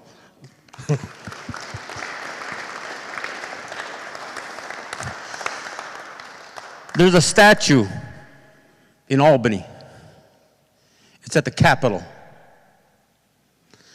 It's a statue of a guy named Philip Sheridan. If you don't know who that is, there's one thing that most people associate him with. The phrase, the only good Indian is a dead Indian. And they got a statue of him sitting there at the Capitol in Albany. Well, a guy who was credited with really institutionalizing the residential schools, a guy by the name of Colonel Pratt, right? Pratt? He quoted him. He said, Sheridan, famed American hero, said the only good Indian's a dead Indian. And he said, I agree with that. So the key is to kill them. Kill the Indian, but try to save the man. Kill the Indian, save the man. That was the strategy of the residential schools, boarding schools in the US and Canada. And kill us they did. Canada proudly says they went through their Truth and Reconciliation Commission, issued a report. What is it, I think 34 action items or 37 action items. They didn't follow a single one of them. Among those action items was the very thing that ﷺ is working on, trying to establish where children went that never returned home. So yeah, we see reports come from Canada every week. 100 children were discovered with ground-penetrating radar around a residential school. Our people knew they were there. They knew they were gone. So this ground-penetrating radar that the native people are enlisting with engineers to find these mass graves and these unmarked graves. We're doing it. The U.S. hasn't even started. That Colonel Pratt, he was associated with Carlisle Indian School in Pennsylvania. They had marked graves and unmarked graves. They had 200 gravestones there. Some of them didn't even have a name on it. They said unknown. Why there wouldn't be a name on it, since they took away our names and put biblical names on all the children anyway. But Carlisle Indian School also sent hundreds, and by some estimates as many as 700 children on the verge of death home so they wouldn't die under their care, under their watch. There will be tens of thousands of children discovered at these residential schools in Canada when all is said and done. There are 3 times more residential schools in the United States than in Canada. So there will be somewhere between 50 and 100,000 children discovered within these school grounds. Assimilation, and these are the children who died. Assimilation is genocide as well. We heard assimilation mentioned. The definition of genocide is creating the conditions that will force a people to cease to exist. It might include killing, taking their children, sterilization, killing language, destroying culture. When the Pope came to Canada, he didn't take responsibility for the genocide. He didn't take responsibility for the residential schools. He actually said the church is, not the church. He apologized for what other dioceses had done, not what the Catholic Church in itself had done. He passed the buck. Recently, he repudiated, or the Vatican repudiated, the doctrine of discovery. Didn't apologize for it, didn't rescind it because they said it wasn't theirs. They said, no, it wasn't ours. We had these papal bulls, but people misinterpreted them. They used them. The Catholic Church enriched itself under the doctrine of discovery. They stole lives, riches, resources, land from us. So to hear the Catholic Church say, it wasn't really our fault. We repudiate, we reject the idea of the doctrine of discovery. It became codified in law in the US, in Canada, Africa, Australia, all over. Many of us learned about the doctrine of discovery by that name fairly recently, but Louis talked about the same things. He talked about what the churches had done. That's why he read all these things. Many of us will never have read the number of books and accounts that Louis Hall read. He helped us. He taught us. He taught us what he learned. He was the first person I ever heard articulately reject the Bering Strait theory that native people all migrated from Siberia across some fictitious land bridge. Laid it all out. Again, this was a well-spoken, well-written, and incredible educator. But he taught us the facts. Didn't tell us what to do. He gave us encouragement. And it's something we really need to do today.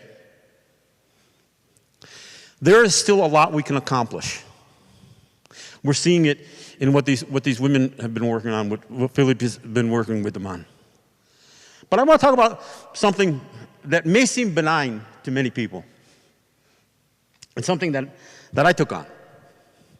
I went back to my old high school. After having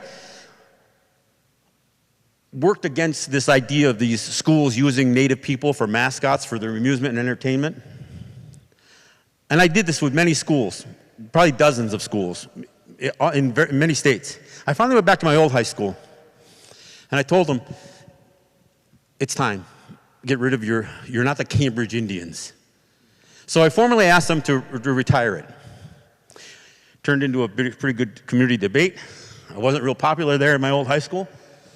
But the Board of Education did retire it. Then they immediately seated 2 new board members and then unretired it. So I worked with some families in that town that I lived in. And they fought it at the Department of Education level. Not through the state legislature, not through a governor, because that governor's no fan of ours, and we're no fan of hers. Nor are we a fan of the political system. So we used an agency that was supposed to be involved in oversight of those public schools. And so we got the New York State Education Department to order that school to return to its retirement of that mascot. Turned into a bit more of a fight. My old school sued the state and lost. Then I started pounding on the commissioner of education. I said, you could do it to one, you can do it to them all. So a couple of weeks ago, the Board of Regents for the New York State Department of Education voted unanimously to ban the use of all Native mascots in all New York State public schools.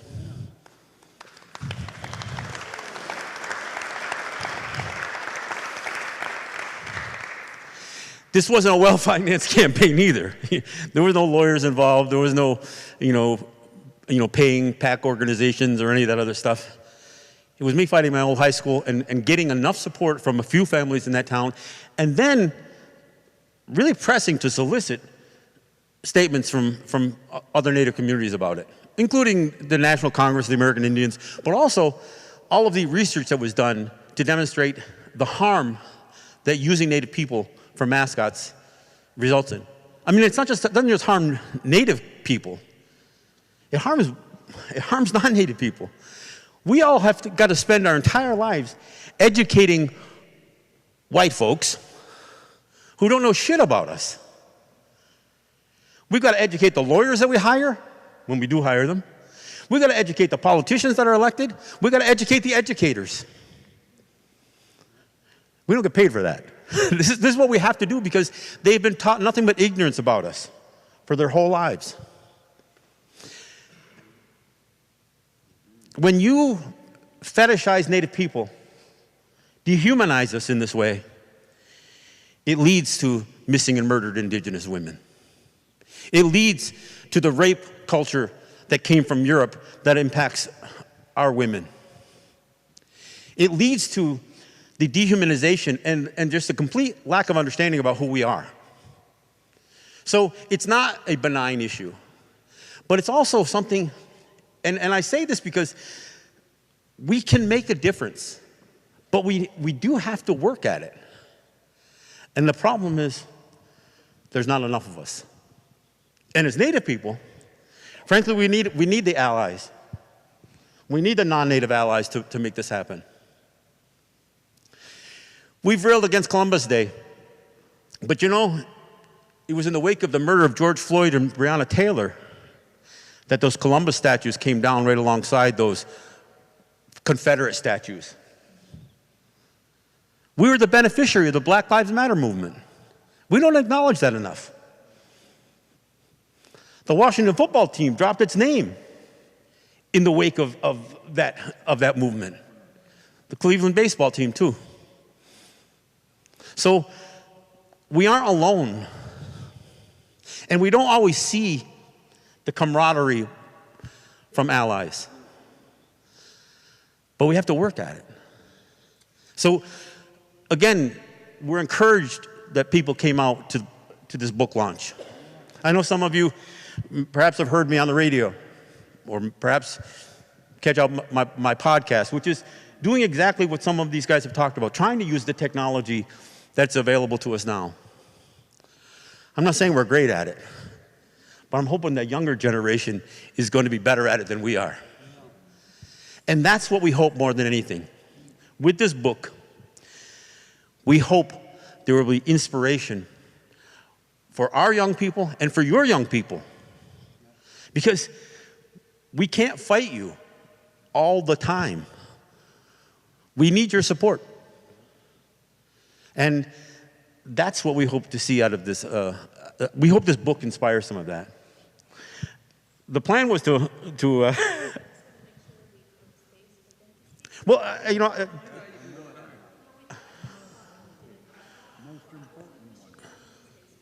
yeah, well, and okay, but again, let me introduce Malek and Matt, because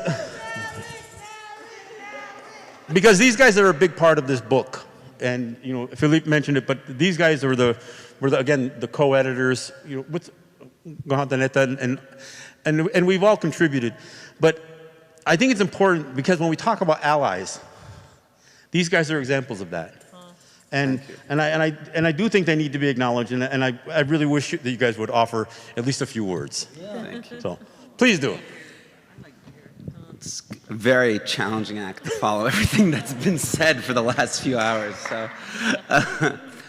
no, I don't have too much to say. Only that, as John was saying, we came into knowing the people here today through our work on another project, which was about comparing Palestinian refugees with native people here in the United States, and looking at both natives, particularly Palestinian refugees and natives to Turtle Island, as a way, not as something that, not merely documenting them, but either coming from the point of view of what we can learn from them. Because I think the indigenous people and refugees in different ways deconstruct or challenge our ideas of the nation. And I think can point to new ways forward. And I remember the first time we went to ﷺ, it had been my maybe second time on a reservation, what we call a reservation. And we were at the Longhouse, and these three gentlemen came and spoke to us. And I remember it like it was yesterday, and it was 6 hours of talking, and I had never heard anything like what I heard that day. And I kind of, now you see me here 7 years later with this wonderful project that Philip has done, and ԿH&HP has done so much and Matt has done so much to bring forward. So it's really an honor. And I just want to say that, I mean, aside from, obviously some people have heard about the Mohawk Warrior Society through the news, but I think what we tried to offer here is letting the people from this group speak in their own words and tell their own history. We try to offer also, we tried to turn light on things that haven't been discussed before. The work of Louis Hall, who in my opinion, I mean, his work is, it's alive in much the same way the language is. It's fighting words, and it's, I view his words as almost being like his paintings, things that are meant to provoke you into action. It also is about the cosmology or the ideas behind the words and the actions of the group. But I think more than anything else, the book should be, in my opinion, it's a handbook. I mean, it's what the book is entailed in the title. It's a book that's meant to be used. All of these things that we talk about, we hope that people can draw inspiration from them and use them going forward. So it's not a book in the dead sense of a book that's just meant to be read and meant to be read as the way a novel is. No, it's something that's meant to be actively used, much like a handbook is as we push forward. So, and I think that's how we should approach what we learn. It's not merely to learn from, not merely to learn about people, but to learn from people. And I think if we can do that across cultures and across places, we'll all be in a much better place. And that's all we wanted to do with this project. So thank you. Is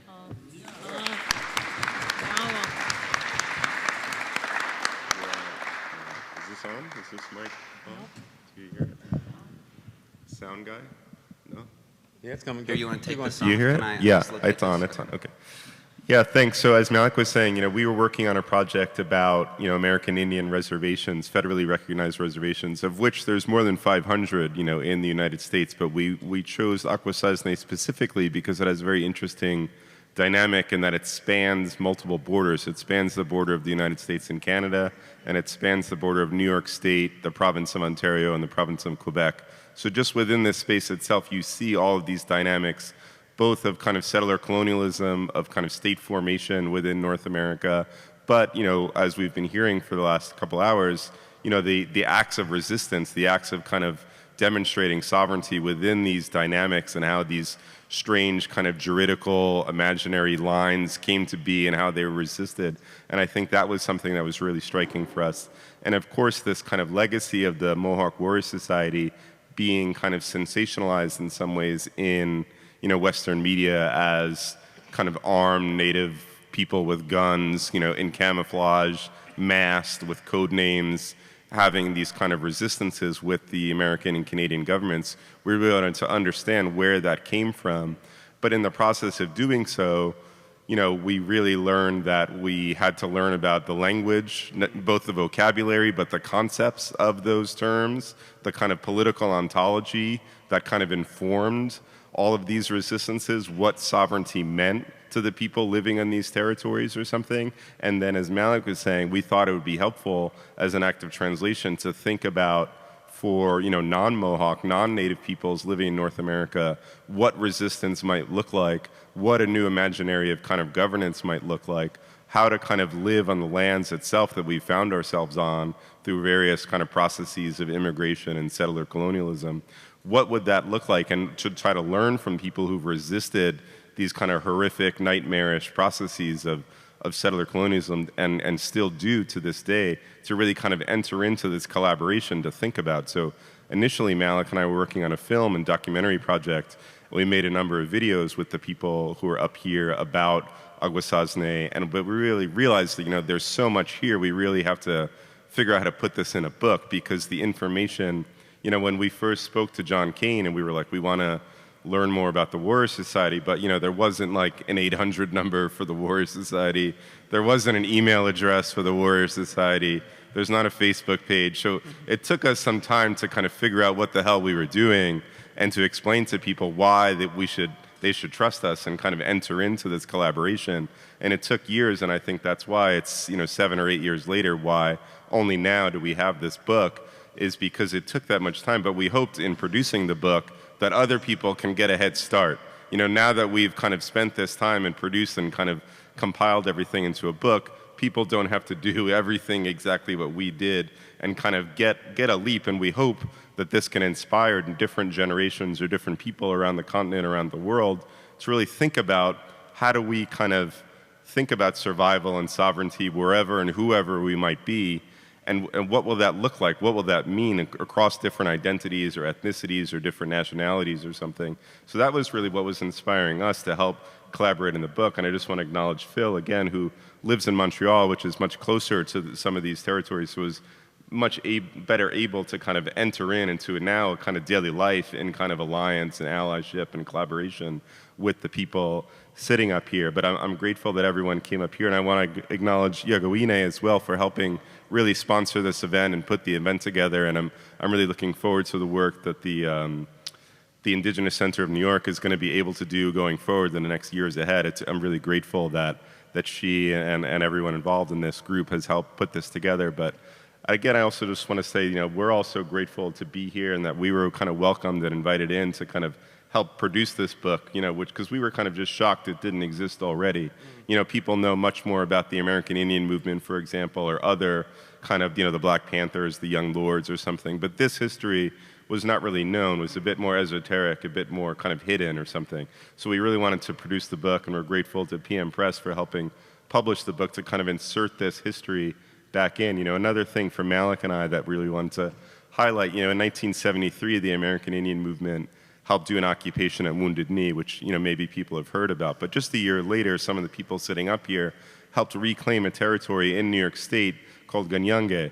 and it actually still exists, you know, so it's like people think and talk about land back or something, but this is an, you know, an autonomous territory. It's not a reservation. It's not taxed within the kind of New York State or American kind of tax systems. It's this kind of territory outside of this logic of colonialism and capitalism and liberal democracy or something that's just still there, and it's still, you know, we were fortunate we were able to visit and meet people there and talk to people, a number of whom are relatives to other people here, and I think just some of these histories, when you see them and kind of read about them and document them, and, you know, fortunately hear from and meet the people up here that live these stories and live this resistance, it kind of hopefully gives some imagination and hope and kind of sense of experimentation or sense of possibility for what resistance might look like in New York State or on this continent, whatever your identity or ethnicity might be. And I think, you know, this question of allyship or whatever is something we wanted to do. You know, these guys know these stories, they've lived it. We kind of wanted to produce the book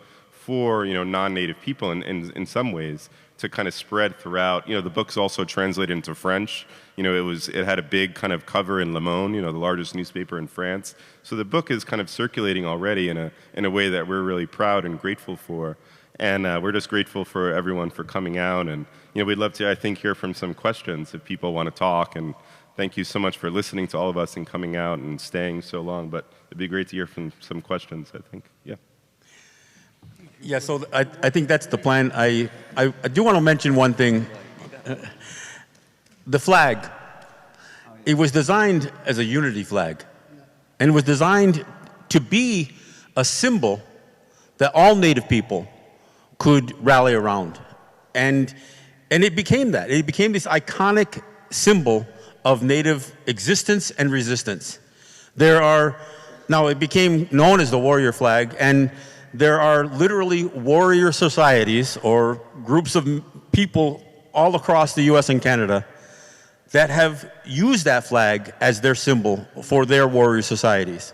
And I think it's important that people realize just how ubiquitous, how familiar that flag has become, and how it's literally been around the world. You know, the Rainbow Warrior from that ship that was stopping whaling, they used to fly it. You know, we've seen it at every one of those sporting events that Loran mentioned. But it's important that people realize that what Louis was creating was something for all Indigenous people to use, and we have. Now I want to turn back to ´ˋy'oj'owin'nh. I know she's exhausted because this has been a lot of work, and I know she had help. You have somebody here who helped you? Is Sunshine here? All right. So I want to thank those of you who helped this event, you know, come to fruition. And I know we talked about possibly taking some questions, but I also, ´y'oj'owin'nh, I don't know if you wanted to address and ask a couple of questions for anybody here. Before we give you guys a chance, because I think she deserves that. So I want to give a chance for ´y'oj'owin'nh. Sego, everybody. Can you hear me? I'm very cold. I'm shivering, so if my teeth chatter, excuse me. I want to first off say, ´ñáuh:agó:a, thank you so much for being here today with us and supporting the things we believe in, and hopefully learning and taking things to help you move forward in the future. And I hope you grab the book to read about what we've been through. I'm the founder and executive director of the North American Indigenous Center of New York. We're a new organization here in New York State, and we often do events here in New York City, such as this. They say to get to know somebody, you show them who your family is and where you're from. This is who my family is and where I'm from. And to get to know my organization, you would need to understand and have some foundation of that. And I think this book might provide that. That's where I come from. I'm Mohawk. I'm ´quǐnh-kiʄහැ. I've been following these people at a lot of our conflicts, from Oka to ﷺḥʁģe to being under siege in ﷺḥʁģasne even. We've been through so many things, from being like chased down by the army and being barricaded in, being isolated from school months at a time, being isolated for the purpose of keeping us not from going to another reservation to support them while they're in occupation and conflict, and just having like tanks in our backyard, bridges shut down. I was a young child, I think in the 90s is what I remember most, is ؐ ˋģ. I was maybe 10 or 11 years old, and being there while they were at the fire, these men were keeping the fire, and really guiding and leading and making decisions along with the women in accordance with the ˋģ ˋ꿩 and applying all of those laws, and just really me not really knowing what's going on until time passes, right? And you listen and you learn and you understand and you're like, oh, like this is who I am. You know, they're a large part of who I am and a large part of my organization. They're kind of just finding that out today, but you know, like yous are really who I look up to for guidance. I'm always kind of hanging around too. Or like, come with me, let's go here, let's go there. And I hope to really leave a mark with our organization in a way that spreads the words and the teachings of the ˋģ ˋ꿩 with non-natives and people that might not have a foundation or might not have a belief system that they believe in, or a belief system that doesn't make sense, right? Because there's a lot of that happening also. One that's balanced, and one that, you know, its foundation and purpose is peace. But with the understanding that peace is not passive. Yeah. Yeah.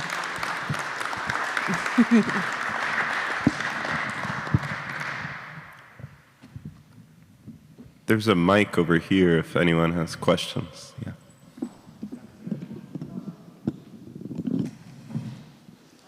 Check, check.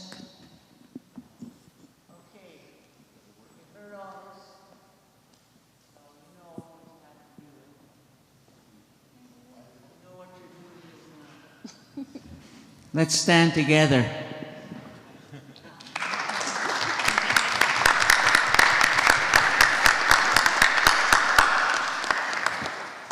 I'd just like to say to Philip and these other guys that since this book's been done, we've helped to do book launchings and and share this wherever we could. But I don't carry a suitcase full of books, and neither does ˋģ or ˋģ and others. Some of you have come here, you've gotten a book. But the thing is, in your conversation with other people, a lot of people are going to say, how can we get one? How can we get a book?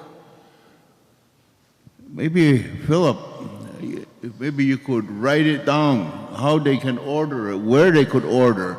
Then we can all have that information, because I would like to have it, because next time somebody asks me, I'll say, here, order it here. So that way, more people have a chance to get it, because, we need to get a little better at this distribution. Normally, it should be in most decent bookstores and online. If you just type Mohawk Warrior Society book, it should pop up. But then the ones that we're selling here, those are copies that belong to the ˋģ Foundation. So all the money is going to go to eventually, you don't call it cultural center, no, not that word, but a place of learning and apprenticeship. We want to call it the Institute of Higher Learning. And so, because that's what people need. They need to learn. It's like what John's expressed and what everybody here has been expressing, that it's very important. And I even scold our own people. I say, you people are so busy thinking you're smart because you've learned to read, and you're reading all kinds of books from anthropologists and historians and everybody else, but that's from their perspective. That's only from their understanding.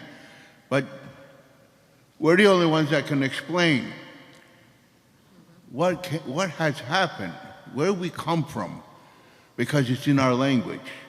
Our language is able to tell us where we have traveled.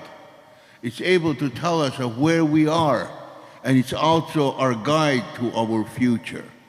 It's in this language. And only we can tell that story, nobody else.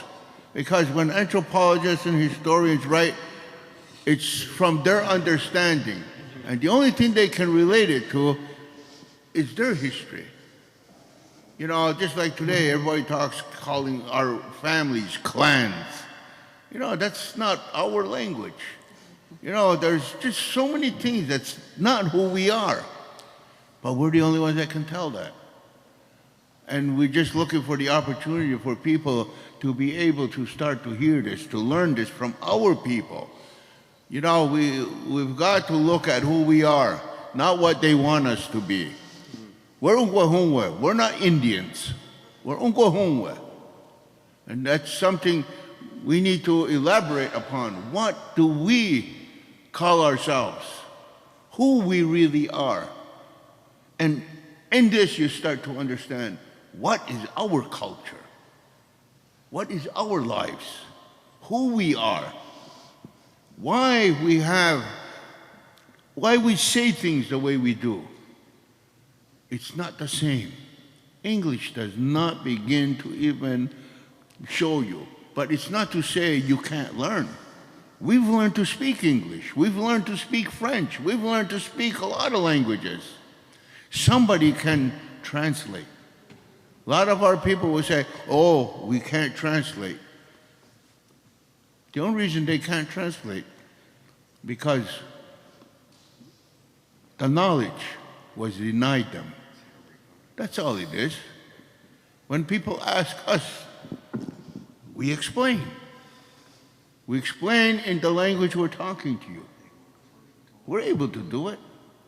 It's because we have the teachings. The old ones before us, they taught us, and that's what we listen to. And that's what we continue to pass on. This is not our creation.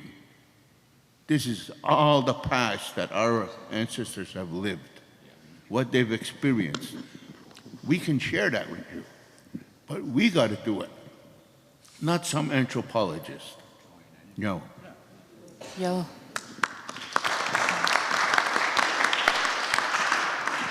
John also asked me to add that the book is available on Amazon. Unfortunately, even if we didn't want them to sell it, they'd find a way to sell a copy. But you should buy it at PM Press. Yeah, you go to, we'll get more money will go to where it needs to go if you get it from PM Press. So if you can get it from there as opposed to Amazon, it's better. Thank you. Yawa. Yeah, we can, if you can Hello? think of some questions. Okay. Well, we did get a question that was texted. So, and it has to do with how do we address a non-native person who gets to the point where they understand the idea of what Ungwe is, and that they gain that knowledge.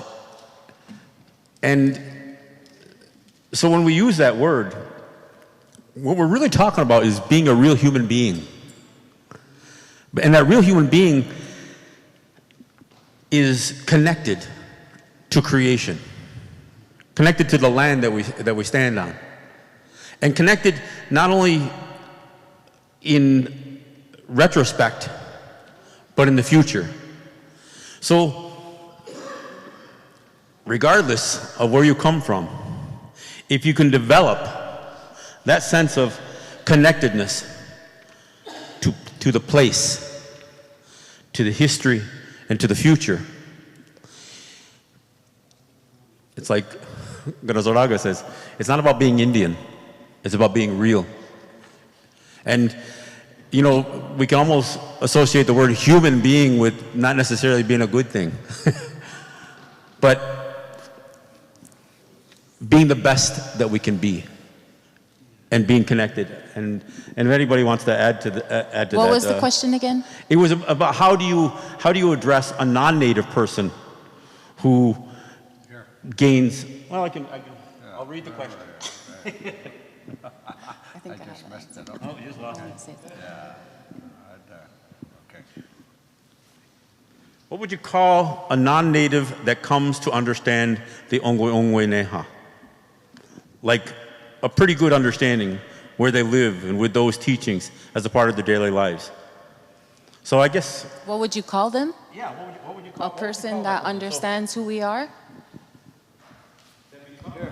Like maybe what in the language? Okay. Yeah. How's that out? Go ahead, turn Lauren's up. Can't Okay. become us. Huh? You can't become us. No. But you can understand and appreciate.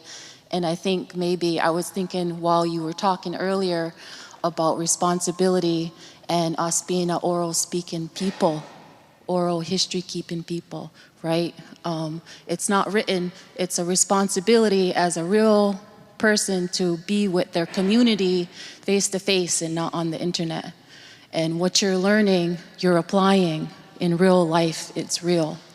And it's not just reciting it like in prayer or reciting it like in storytelling, but you're taking that responsibility to show up in community and with the people, and not maybe repackaging it and selling it, but applying it to your life. And I think, I don't know what, I think maybe a word in Mohawk might be, you guys, that's your territory. The first thing that came to my mind is our word for real human being, ʻŌnguehunwe, a real human being. You come into this world, you're taught how to get along in this world, and you take care of your mother. Real human being. You carry the responsibility. It's a simple word, ʻŌnguehunwe. That's what we told the European when they got here. He asked, "Who are you?" We said, ʻŌnguehunwe. We didn't say we were Indians, we said we were ʻŌnguehunwe. We were one with nature way back then. And you don't have to be any of us to be that. Any individual could be ʻŌnguehunwe, as long as you got the mindset to take care of our mother the way we're supposed to. Zuk, in the way that we have understandings of people, we can adopt people in the way we function. If you're gonna live in unison or in harmony with the way that we conduct ourselves, then nesaga ʻŌnguehunwe wahe.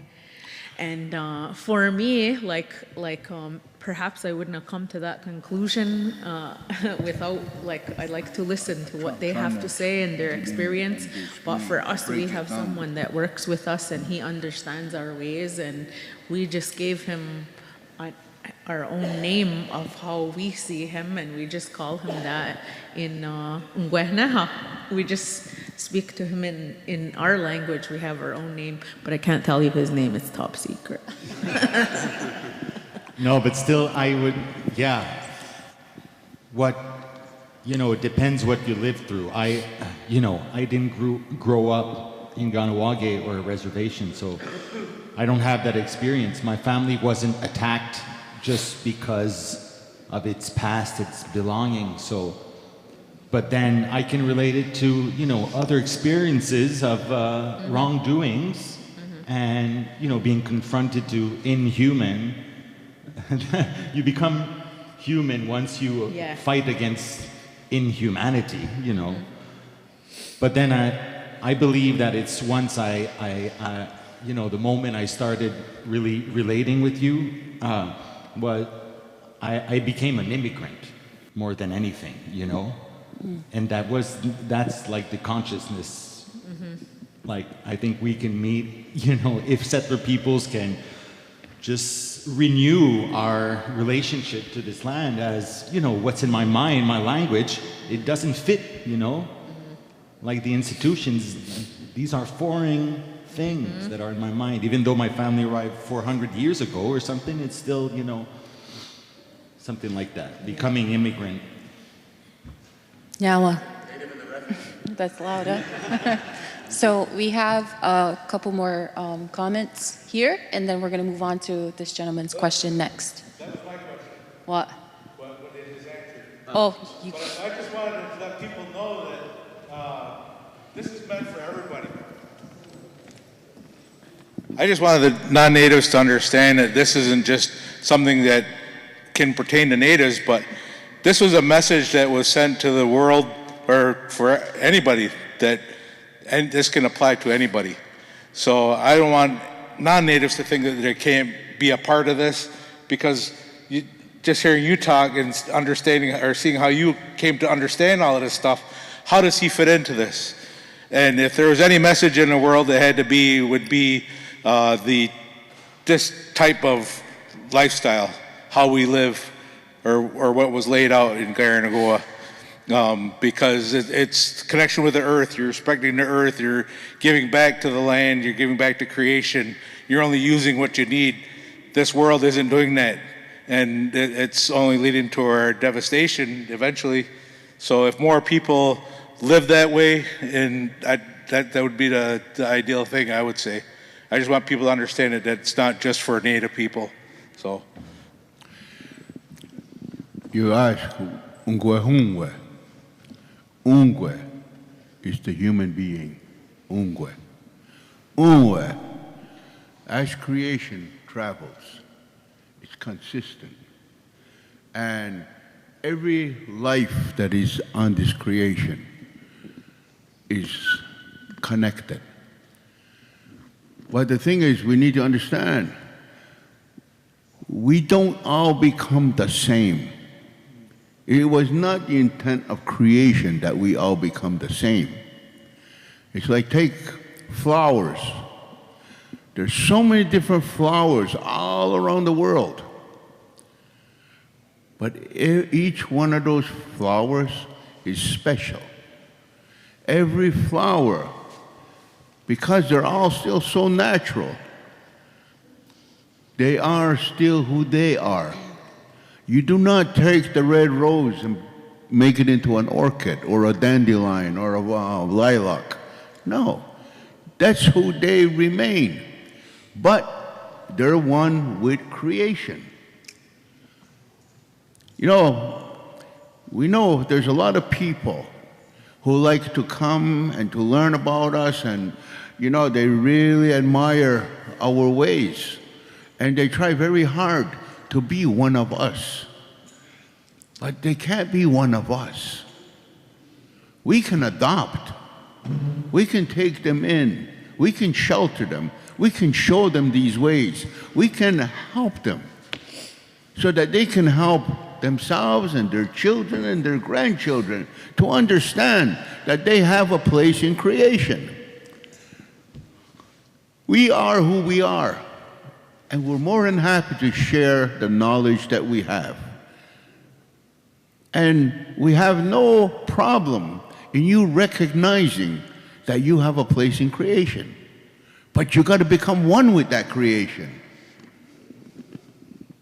If you're English, or you're Irish, or you're, you know, Zulu, or, you know, whatever, that's who you are. You do your ceremonies, you do work on your language, you work on your ways. But remember, all of this is only possible because the natural family of the universe is still in harmony. And the sun never becomes the moon never becomes the earth. But they work together. They work so that life will go on. Unwe means forever. That's what we say. We are the people of the way of the forever, because we follow what creation shows us. The dandelion does it, the roses do it, the lily pads do it, they all do it, but they all stay who they are. And that's what, you can be a њ괴hunwe if you become of that way. You become a њ괴hunwe. But you don't become a ੑྙopahaga or ₦누도원에꼬아아가 or a Lakota or a Anishinaabe. Be who you are. Dandelions are who they are. Lilacs are who they are. And they're all connected to creation. The only ones that try to be something different, it seems, is the human being. But the rest of creation, if they have not been tampered with, domesticated, they continue to be the natural way. So that's what ŭŋwahunwe is. And you can become an ŭŋwahunwe, but you can't be me. Because my mother made me who I am. I got to add a comment here because I'm a little embarrassed. I introduced myself as John Kane. Yep. And I'm known as that. But as I introduced everybody else, I used their real names. ̍ဆိမြtágo, Ꭿʰဿრაga, Ꭿʰဿραga. I'm Gargillo. So I just want to say that to clear that up. Thanks. Now, I think we probably have a good solid 10 minutes left for one more question, if anybody has it. If not, then we could just help out and pack up and get out of here. Does anybody in the crowd have a question or comment? Sure. Oh, yes, thank you so much. And I'm very thankful to be here too. And I see in the literature that it's in the English language, the colonialist language, and the alphabet. And I understand some native languages are orally spoken, but some languages too have textiles that have a message too. And I was wondering, someone who's learning, if there is a textile that has a meaning in your language that maybe I could probably learn from. Well, actually, there's a website with Ŋตู๊նետ's daughter, 蜱ྙետίω, who's also an actress and a very good speaker, where she gives the correct pronunciation of all the concepts in the book.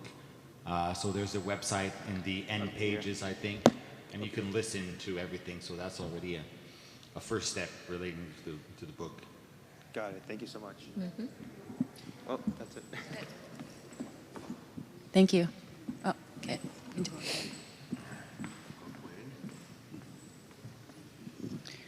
I just wanted to say њáwē to everybody for sharing your stories and having to go back through anything that you guys had experienced. I know how tough that could have been, but I'm going to go back and continue to, share the book with friends and family, anybody who will listen, and the kids. And, thank you guys for acknowledging the youth that is here, because that is very important. So, again, њáwē. Nyawa. Anybody else? Take a couple of minutes. Okay. This would be our last one. Okay, I would like to share one thing. Years ago, I had a very wonderful Mohawk friend from ÂkuSasne. Her name was Ŋlõrraine. And I had the honor of actually going to ÂkuSasne and sending my children there to spend a summer with her so that they could get to know a little bit more about indigenous people here in New York State. And Lorraine always said, ÂkuSasne is not a reservation. It's what is left of the Mohawk Nation. And I just wanted to share that with you tonight, because she was very adamant about that. And she even had her own passport that she traveled with when she went overseas. And she was the one who told me about not paying taxes and that the women were in control, and they tried to put gaming machines, for example, and the women didn't want it, and they went and smashed those machines. I don't know how things are now, because I haven't been there in a long time. But I just want to share that it's not a reservation, it's what's left of the Mohawk Nation. Thank you. Yawa, thanks for that. I don't know, Miss Lorraine Canoe, maybe you might. Is it Clue or Canoe? Lorraine Canoe? Oh, I know Lorraine Canoe. Yeah, there's always somebody that knows Yeah. somebody. I want to give the floor to our panelists. If you have any last comments, or if anybody wants to do a pleasant closing, and then we could just close out the space and carry on with our lives in peace, right?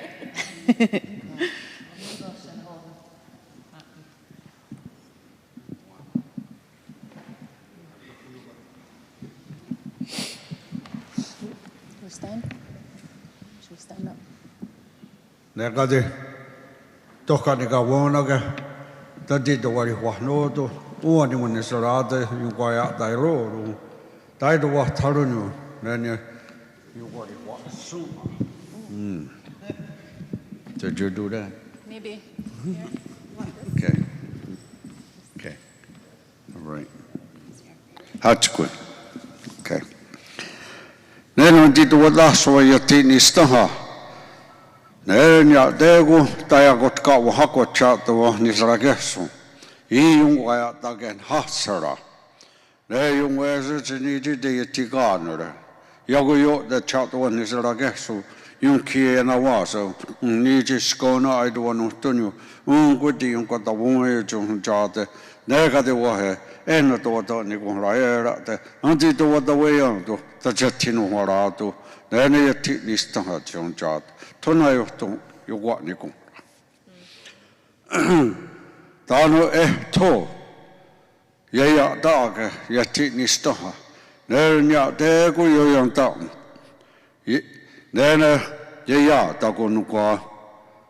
Oji nu wa sunga. O nega sunga. Yeya dage tunno ne ni wa. Kayo te yo na da wa jung jate. Nuwe kaya taken hasara. Tokuti kaanero unayao dena skonun no ne da kuti wajira yo take jung jate. Nega de wahe akwe ku na hot ne tio na da wa jung jate kaya taken hasara na ka wahake. Ta jetinu haratu tonayo tuhak neni kwa ni kun. Tano ka di nene ka satsto sara rudieno se wase jung jate nene kayeri ni werage yatina tunkwa no ni nene ene ki kwaten jistate tohodri foyena wako yati sutta ka satsara yodun nene ase sununi chikahne karuni jung jate yung weso Yahti yung kikaruni tuko yung kotabonge yung tata. Rudi satsta sarawano. Nene rudi kwenyo. Tahadira yung kunahoto nene kahnirato yung jate. Yotsununya yang ni to wat kahto. Ne zoji awo yohetstako. Ahudi yo to tahadira yung kunahoto nene kahnirato jung jate. Negati wa skakweni. Ena chito wa to ni kun rayera te ta jetinu horato. Nene ka satstasra rodiena. Ka eri ni werage radi weras. Ne ase sonuni chito wa tungi jung jate. Tona yo tunga kyo ka ni kun. Negati wa he nena oya. Ne sa uyera. Ne ka satsto sara ta wana tukwa sa uyera nene ni ate ku yon ta unju jate esu yahti kwa tion tare kwa nu chutung he to tan nu kero ne koksi wese chiniti te wagan kya to wan jara gesu kya to wasun ta gesu kaya ta ken hatsara Ronatka wahake. Nena wato skono aito wanu tonyungu ungu ti ungu tawo jung jate. Nega de wa aska kweni ena to wato ni ku rayera te anti to wato weyanto. Eta jetino horato asen chito uni chinata to watere tonayo to akyo ni kunga. Nega de wahe. Nena ehna kat kweni uani wasuntate. Tudageri wahnotu yung waya dayeri unne. Ne kokne ehtotke to tekro. Ne kan yung waya taloro ko unwani wanne zarate. Ne skone yamse to wahwe. Chinu chugwaya go chiung kwatas kwahrune. Skone ko ko so wanu to Mohawk. Nyawo ti tesawaya ka ne. Skone ona. This mic, okay. Well, that kind of concludes what we're doing here, but I will ask if anybody's willing to help us relocate those chairs back into the...